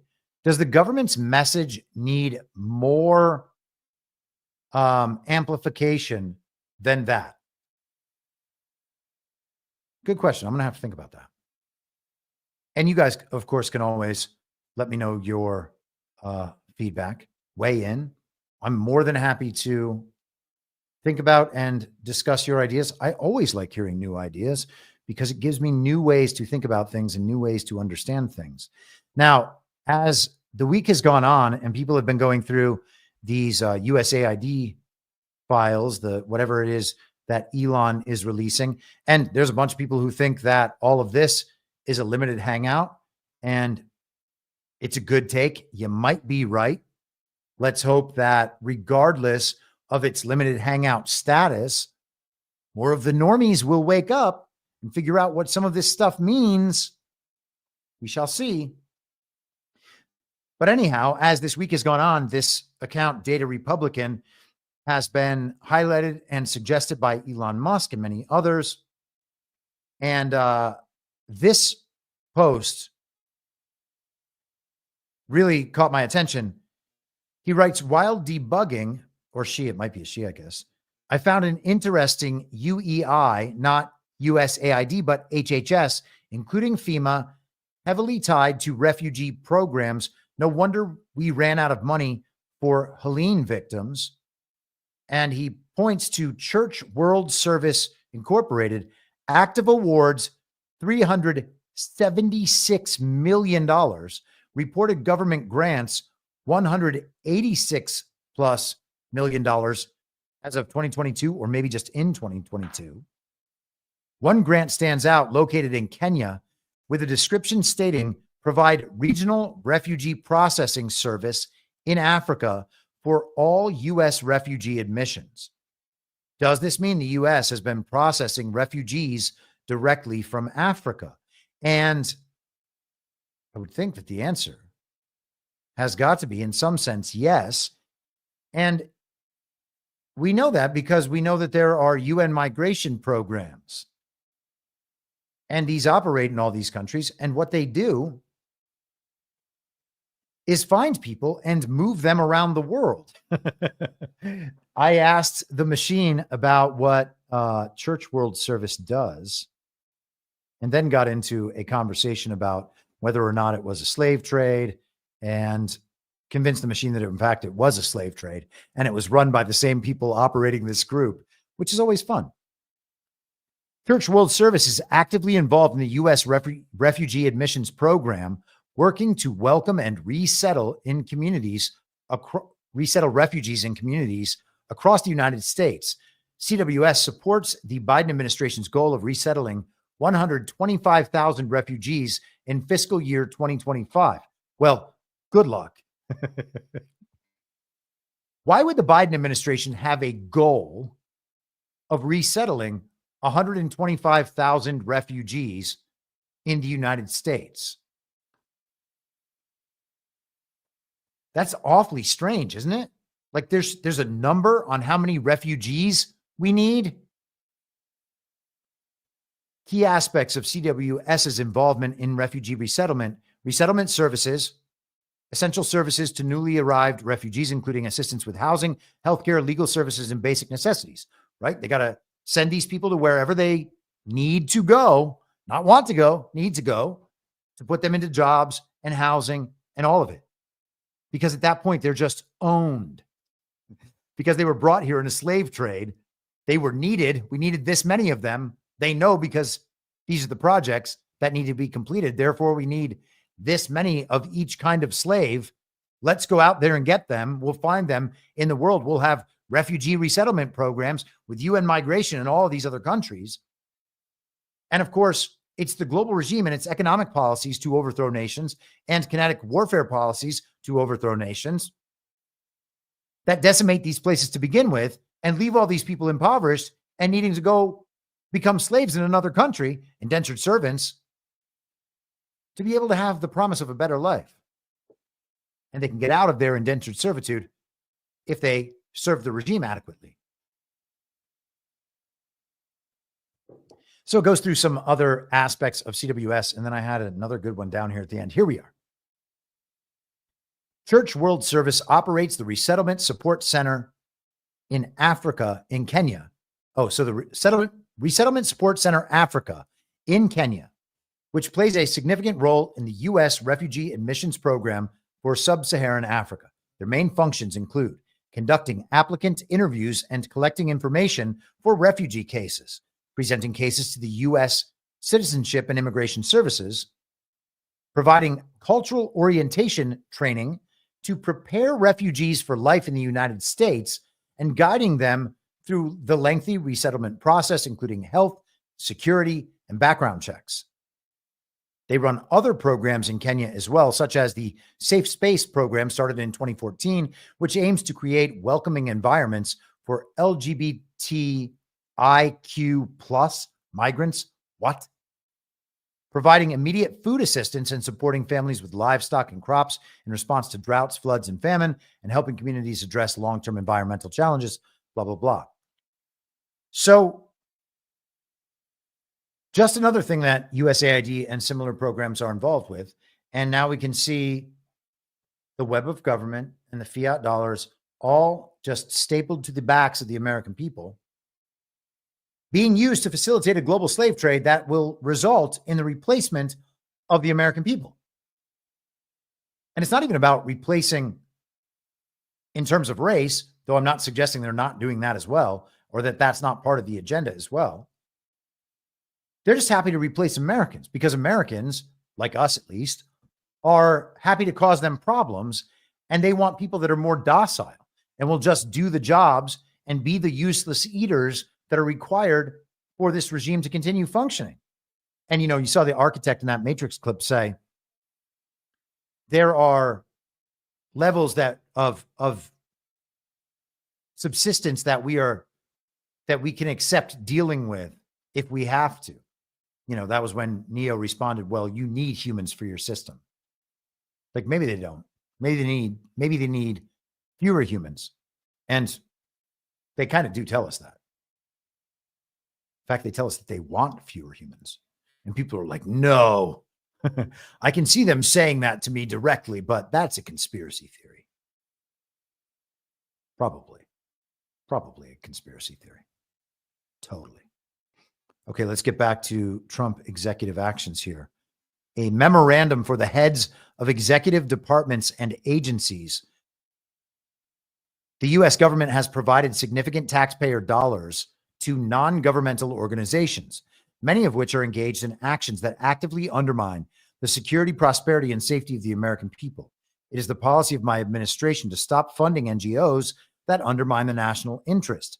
I therefore direct the heads of executive departments and agencies to review all funding that agencies provide to NGOs.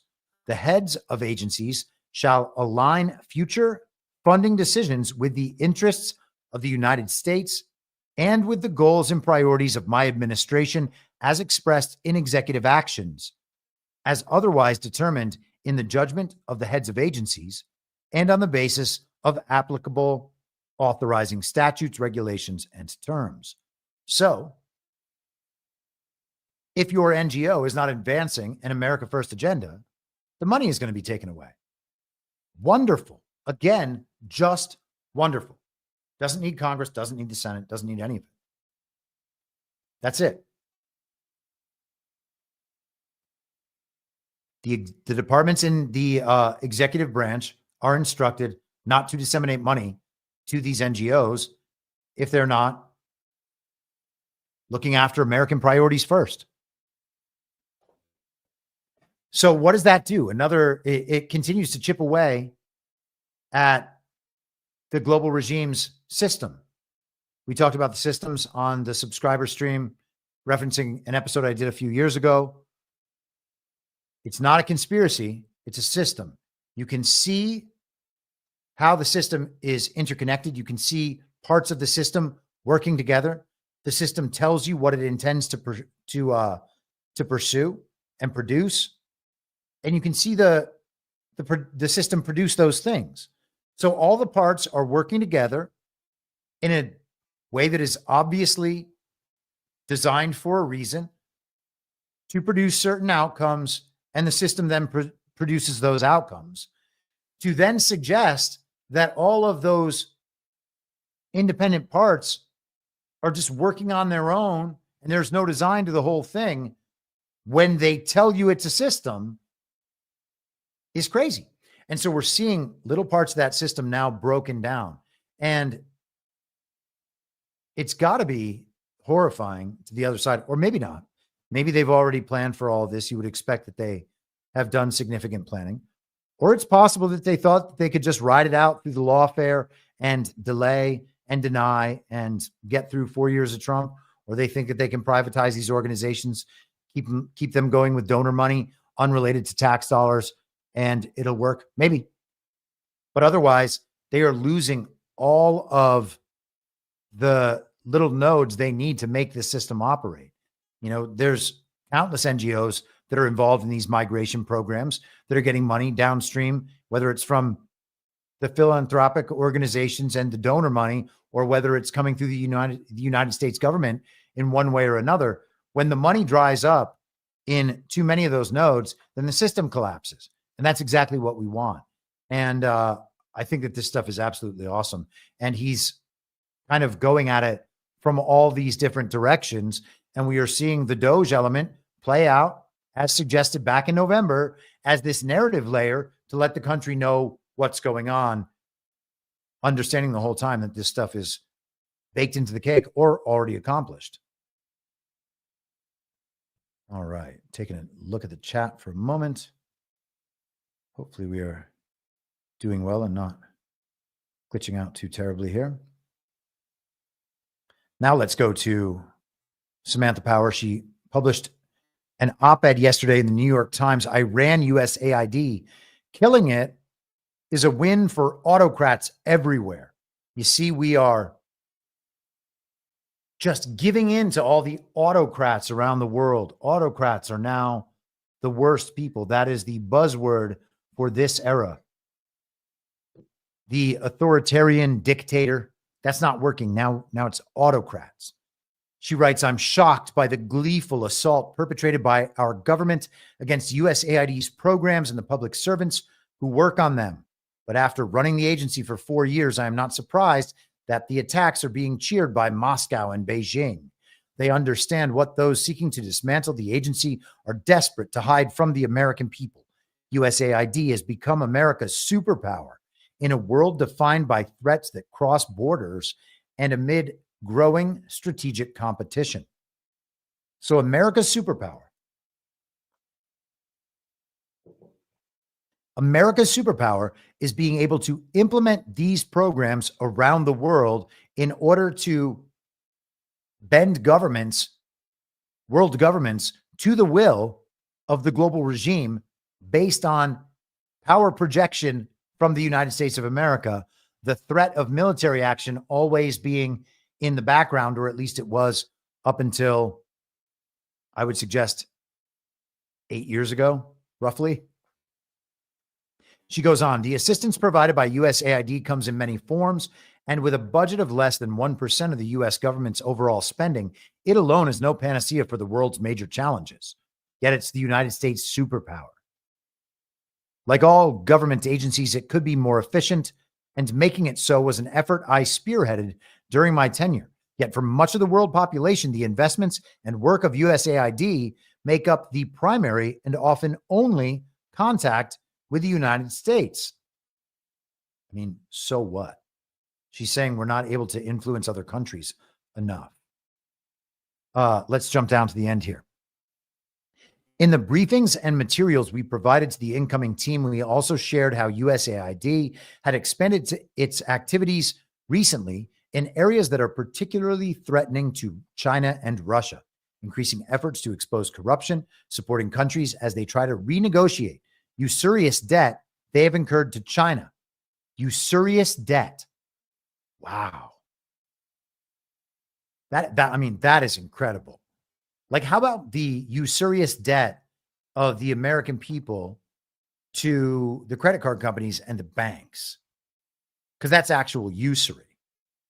Countries have taken on usurious debt to China, not to the global regime's fiat bankers that have our country in $37 trillion of usurious debt.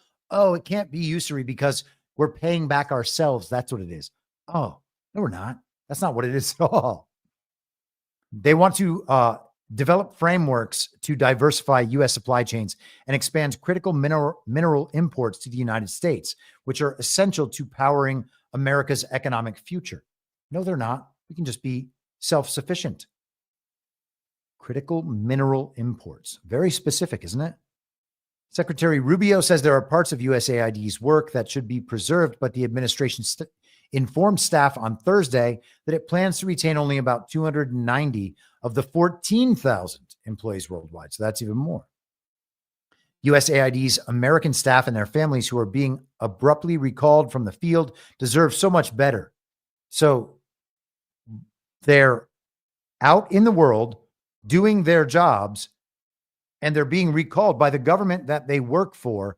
And we are supposed to feel bad about that because their lives are being disrupted. Okay, well, I wish their lives weren't being disrupted, but otherwise I have no bad feeling for that whatsoever. You can't say that that is a justification for not allowing the president to do that. It really is incredible how these people always have an emotional or race or gender related or practical reason for why the principled thing can't be done. They'll suggest that the person doing it is not allowed to do it. In this case, the president. In most cases, something to do with Donald Trump or MAGA. They'll say the person's not allowed to do it, or they'll call it into question. Oh, it's questionable about whether or not they're even allowed to do this. And so you should think that they might not even be allowed to do it. And once we've convinced you that they might not be allowed to do it, well, then we're going to tell you what all the bad things that will happen if they do it. And between the bad things happening and them maybe not being allowed to do it anyway, we should assume that they're only doing it for evil reasons. They're trying to do something that's going to have a lot of negative effects that they're not even allowed to do. What evil, authoritarian, autocratic dictators we're dealing with here, especially Donald Trump. Many deployed to the most dangerous regions of the world. More than 100 USAID staff have died in the line of duty. Okay. Should we investigate those, Samantha? Mr. Rubio says he has granted waivers for certain programs to continue, but the mass layoffs have meant that those programs have been paralyzed. Many of the hungry and sick people who depend on USAID are at risk of dying. Unless these cruel and immensely counterproductive actions are reversed by the administration or Republicans in Congress join Democrats in an effort to roll them back, future generations will marvel that it wasn't China's actions that eroded U.S. standing in global security, paving the way for Beijing to become the partner of choice around the world. Instead, it was an American president and the billionaire he unleashed, to shoot first and aim later, eliminating an institution that is a cost-effective example of what once distinguished the United States from our adversaries. Does any of that sound like a reason to keep the USAID in place?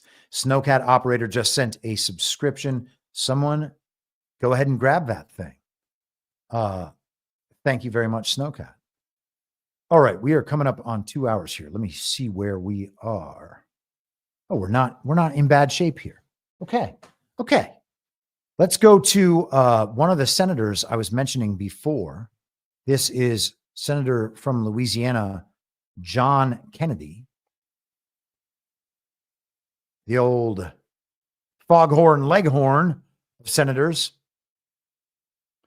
talking about exactly how many of these USAID programs there are. And as I said on Daily this morning, it's one thing to go down a list of these programs and see how ridiculous the programs are and say to ourselves once again, there's no way that the U.S. taxpayer should be funding a program like this. Then the secondary understanding, of course, is this is money laundering and this money's not going to that project by and large in the first place anyway. And then the next understanding of that is look at the roster of countries where USAID is operating and running these programs.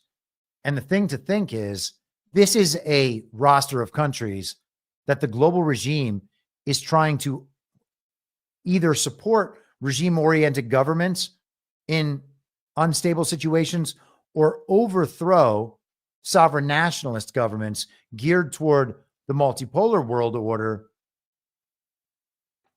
And that's why these programs are being run. So we have a list of all these nations and can probably look at efforts toward color revolutions. We could look at protest movements. We can look at terrorist movements. We can look at LGBTQ problems. These are all different avenues that they go down to destabilize countries as part of the democracy playbook written by Norm Eisen. And then, of course, we can add the cherry on top and search out stolen elections and purported coups. And in probably all of these countries, we can see evidence of absolutely all of that. And at that point, we need to remember once again that it's the same playbook playing out all over the world on slightly different timelines, cyclically. And once we understand that, well, then we should all be able to see clearly what the common agenda and common threads are between them.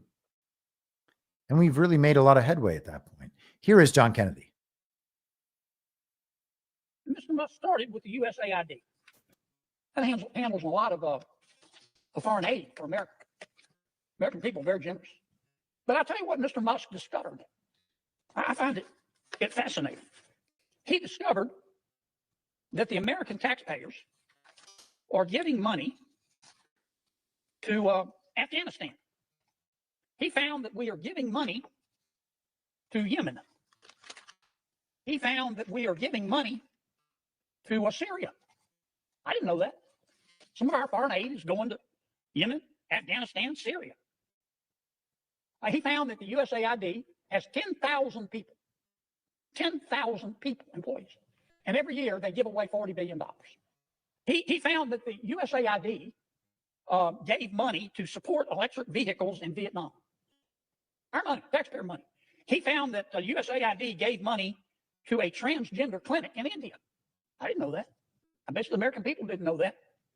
He found that USAID gave $1.5 million to a Serbian LGBTQ group called Grupa Zadaji. I probably mispronounced that. My apologies. Anyway, they got $1.5 million to, quote, advance diversity, equity, and inclusion in Serbia's workplaces and business community. He reviewed a study and then went and checked it. The study was done by the Middle East Forum. They found that USAID spent $164 million to support radical organizations around the world. We're not talking Cub Scout troops here. We're talking about radical organizations around the world. They gave $122 million of that to groups aligned with foreign terrorist organizations. Our taxpayer money.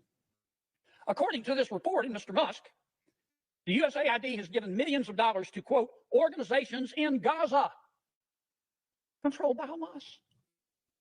Why aren't my colleagues talking about that? Recipients of the money, they found, have, quote, called for their lands to be cleansed from the impurity of Jews. That's what we're giving foreign aid to. I kind of find what he found out interesting. He found that we gave $2 million, USAID did, for sex changes in Guatemala. He found that we gave $20 million to produce a new Sesame Street show in Iraq. He found that we gave $4.5 million of taxpayer money to combat disinformation in Kazakhstan. He found that we gave $10 million, USAID did, of meals to an al-Qaeda-linked terrorist group called the Nusra Front. Mr. Musk found that we gave $7.9 million of taxpayer money to a project that would teach Sri Lankan journalists to avoid binary gendered language.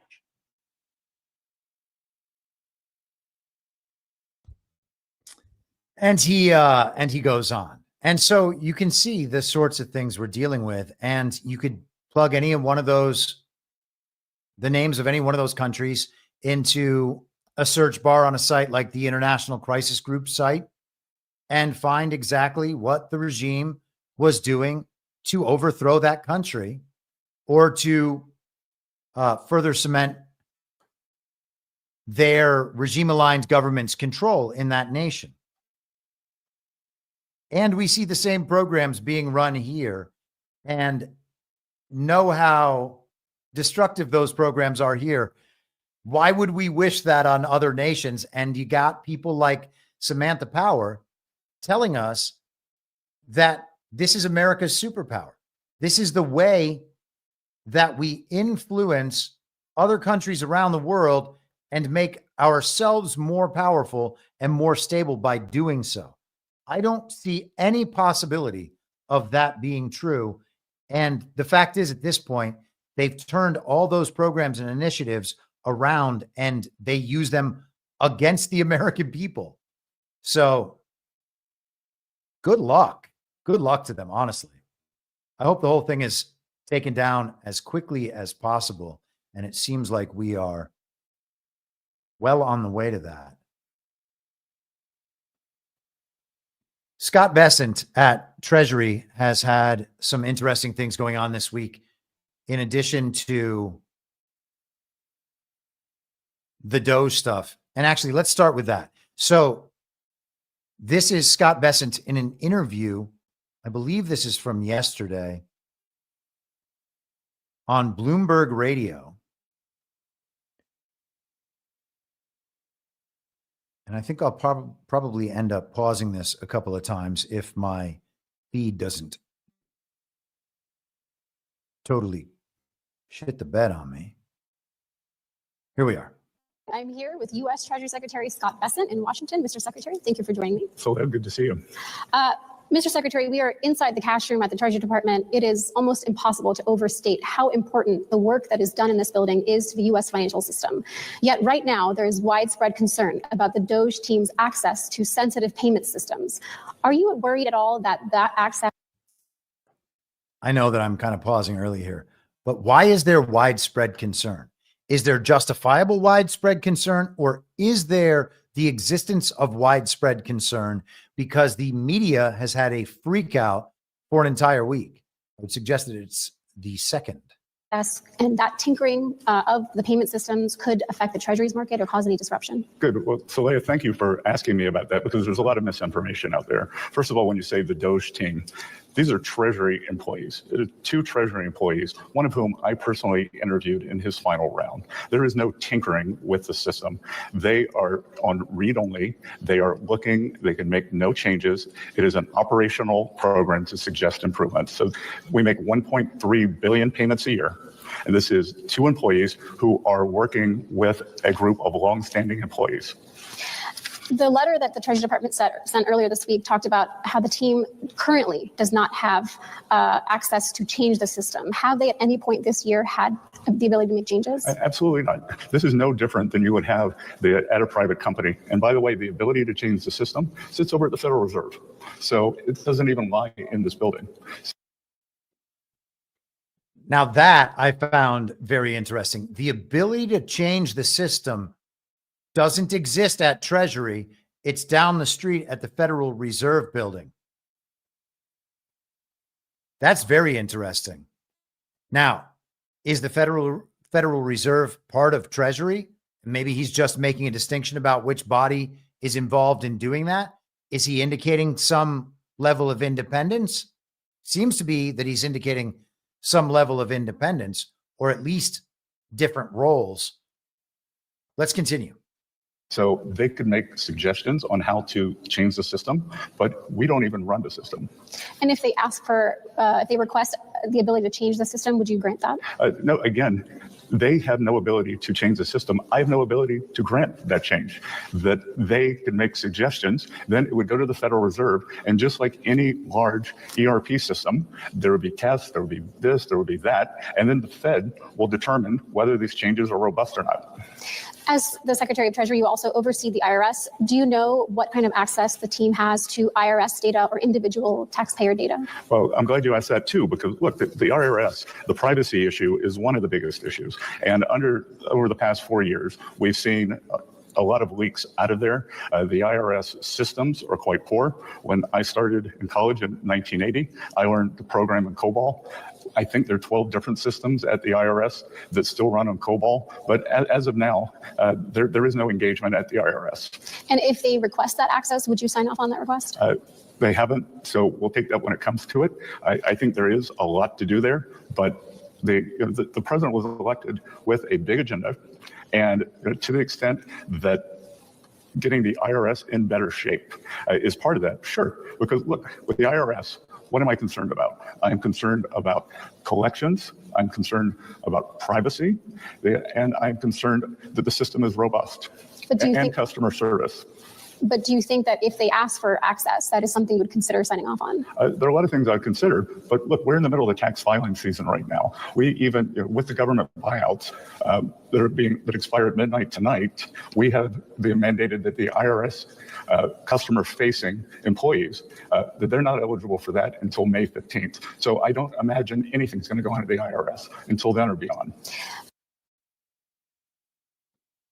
That'll be interesting as well to see what happens around that date. Let's continue with Bessent, because the reason I found that so interesting was in regard to this article, also from yesterday. This is CNN. Treasury Secretary Scott Bessent wants to bypass the Fed to lower interest rates. It says, despite Trump's barrage of criticism against the Fed, Bessent is assuring Wall Street that the administration isn't trying to twist the Fed's arm, but rather carve out its own approach.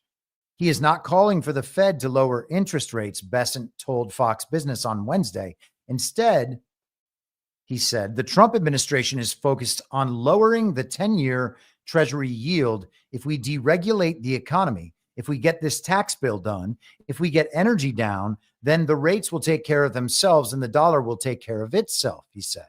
On Thursday, Bessent told Bloomberg TV that we are not focused on whether the Fed is going to cut.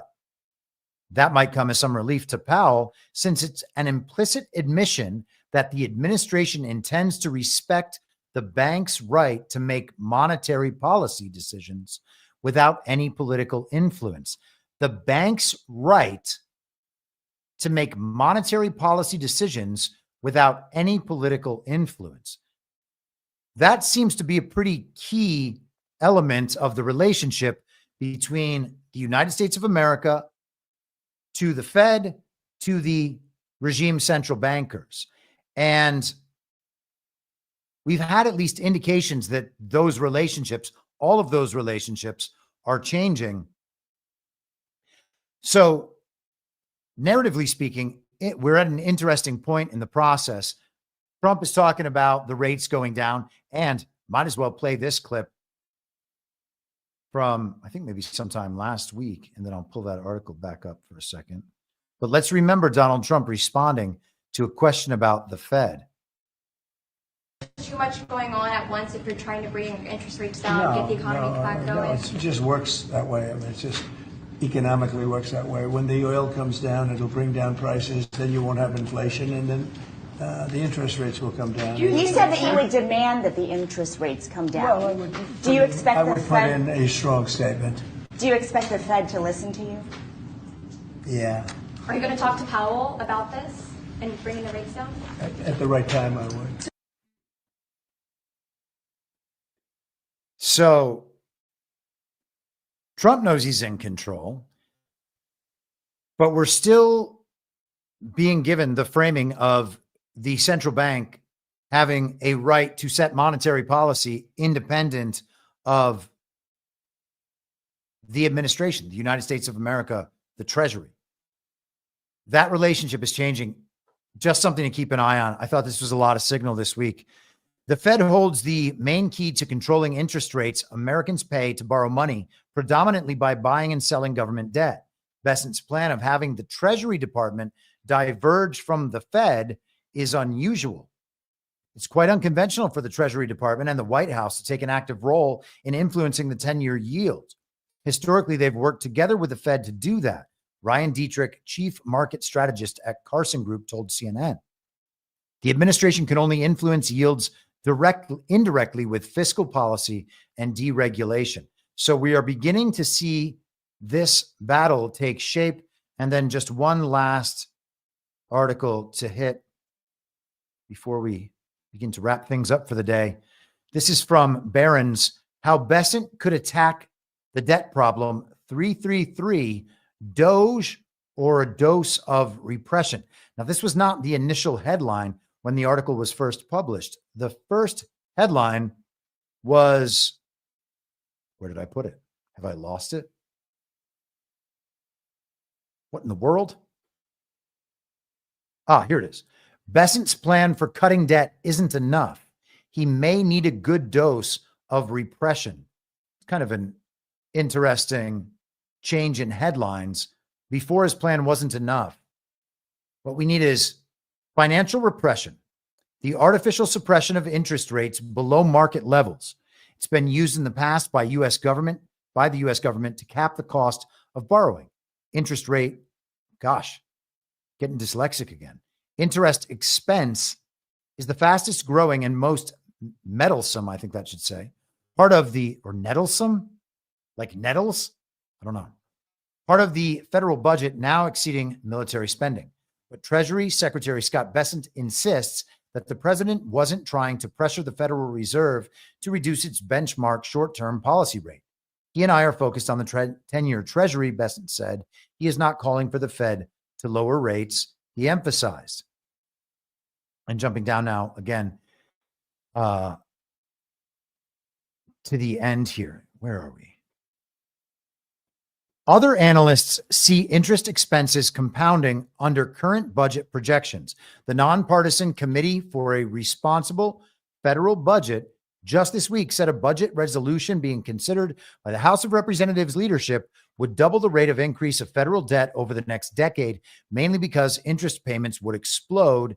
Interest would rise to 4.7% of GDP by 2025, far above the previous peak of 3.2%. Also important to remember, when they say nonpartisan, that's basically the same as saying bipartisan, which is basically the same as saying unipartisan. Already, interest expense exceeds spending on Medicare and defense. Mandatory spending, mainly Social Security, Medicare, and Medicaid, accounts for over 60% of the budget. The cost of interest on the federal debt is soaring as old borrowings at near zero interest rates come due and have to be refinanced at current, more normal yields in the 4% range. And again, we're coming up on government shutdown talk and all of that in the next month. That's going to start playing out. And it's important to remember, again, that if our war is against the central banking cartel and we are $37 trillion in debt to the people we are at war against, and we win that war, there is no debt.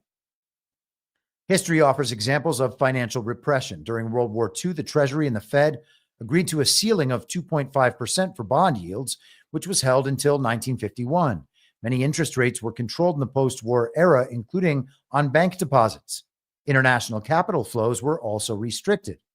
With strong economic growth and various restraints on rates, the government's debt to GDP ratio was steadily whittled down from over 100% after World War II to just 23% by 1974. What forms of financial repression could be imposed today? While interest rates were deregulated by the 1980s, along with other prices, Senators Bernie Sanders and Josh Hawley from opposite ends of the political spectrum introduced legislation on Wednesday to cap credit card interest rates at 10%. Donald Trump started talking about that last summer on the fake campaign trail. Why did he do that? Did he know that we were going to get stuff like this? Or is stuff like this a response to Trump putting these ideas forward? One of the things that Donald Trump does is understands, because big picture, we have the global regime's plan marching forward, the Great Reset agenda, all of that. It's happening. It's already, the train is already charging down the tracks, as we've talked about it a number of times. You can't make the train back up. You can't remove all the tracks. The train has already traveled that far down the track. We have to deal with the train where it is now. So what do you do? And this is when, the example I always use, I always say, the train's going to be barreling through the canyon. You've got the horses coming down on one side, the black hats and the white hats on each side of the horse. They're going to get there at the same time. Who's going to end up robbing that train? Well, the idea is that Donald Trump understands where that train is going and is attempting to hijack the entire Great Reset, all the work that's been done, the construction projects, the narratives, all of it, which means he front runs many parts of it so that he'll put ideas out there. Those ideas will gradually make their way through the public consciousness. And then eventually you see elements of the regime or not. I'm not trying to cast aspersions on Josh Hawley, although Bernie Sanders is a career communist and legislation in an illegitimate Senate and Congress is absurd. So this has virtually no meaning to me. Donald Trump already said that he was going to do this. That's usury right there that they're talking about. This is going to, I believe that has the impact to change a great many people's lives. But this is also one of those examples where credit card interest rates at 10%, maybe that's not the best deal. Maybe that's not the most leverage. Maybe that is the banks trying to hold on to whatever they can continue to wring out of the American public. Let's wrap this up. Interest rate limits, such as usury laws, have been imposed throughout history. Yes, not only imposed throughout history for economic purposes, but also for moral purposes. And they were prohibited for moral purposes. The only people that were allowed to make usurious loans were court factors, which they also called court Jews, because due to the religious beliefs There were certain people who could make usurious loans and certain people who couldn't. So it was good to have the sort of people who could make usurious loans aligned with the nobles of Europe who had all the money. And that's how usury was born. That's how our modern banking system was created. Compared with the notion of taking over sovereign regions from Greenland to the Panama Canal to Gaza while making Canada the 51st state, the idea of regulating interest rates seems relatively modest. Whether any government, especially the world's most indebted one, can make the market bend to its will is another question. And so we are seeing the regime versus anti-regime dynamic playing out right there. All right. Before we wrap this up, I'm doing this as an experiment. I'm going to try these Rumble ads. There's one for Truth Social, one for Rumble Premium. Let's just see how this thing goes. I've never experimented with this, so you guys are going to experiment with me. If you are looking for a great place online for news, discussions, and entertainment, then check out Truth Social, Donald Trump's social media website. You'll get breaking news stories and commentary from top media figures. If you want to see Trump's legendary Truth Social post, then get on Truth Social today. Join a growing community of patriots on a free speech platform designed to avoid censorship and cancellation by big tech. Make your voice heard. Join the movement. Join Truth Social. And yes, indeed, that is the only place that you can see all of Donald Trump's posts. I guess he posts occasionally on Twitter.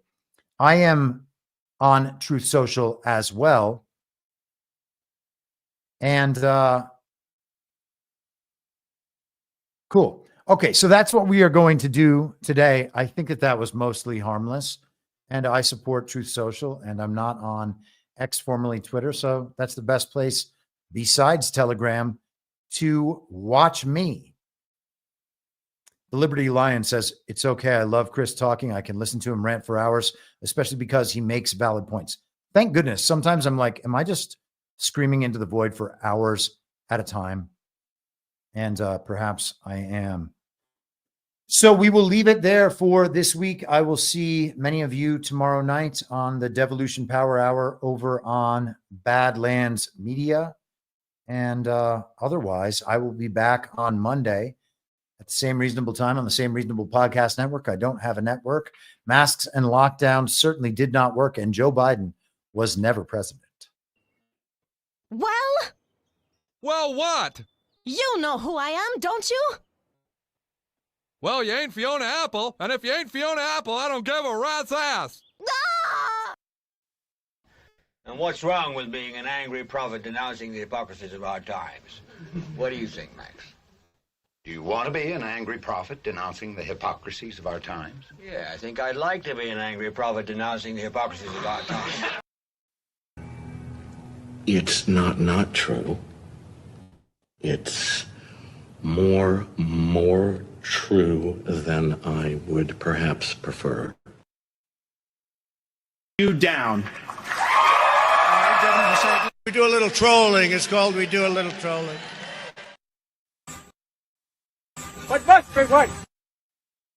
In my mind, that's the end game. If you're listening for free and would like to support the show, the best way to do that is by signing up for a paid subscription at imyourmoderator.substack.com. You can find the info stream over on Telegram at t.me/veryreasonable. The merch site is cancelcouture.com. And for all my other links, you can visit linktree.com/imyourmoderator. And I'll see you soon. Down on the range.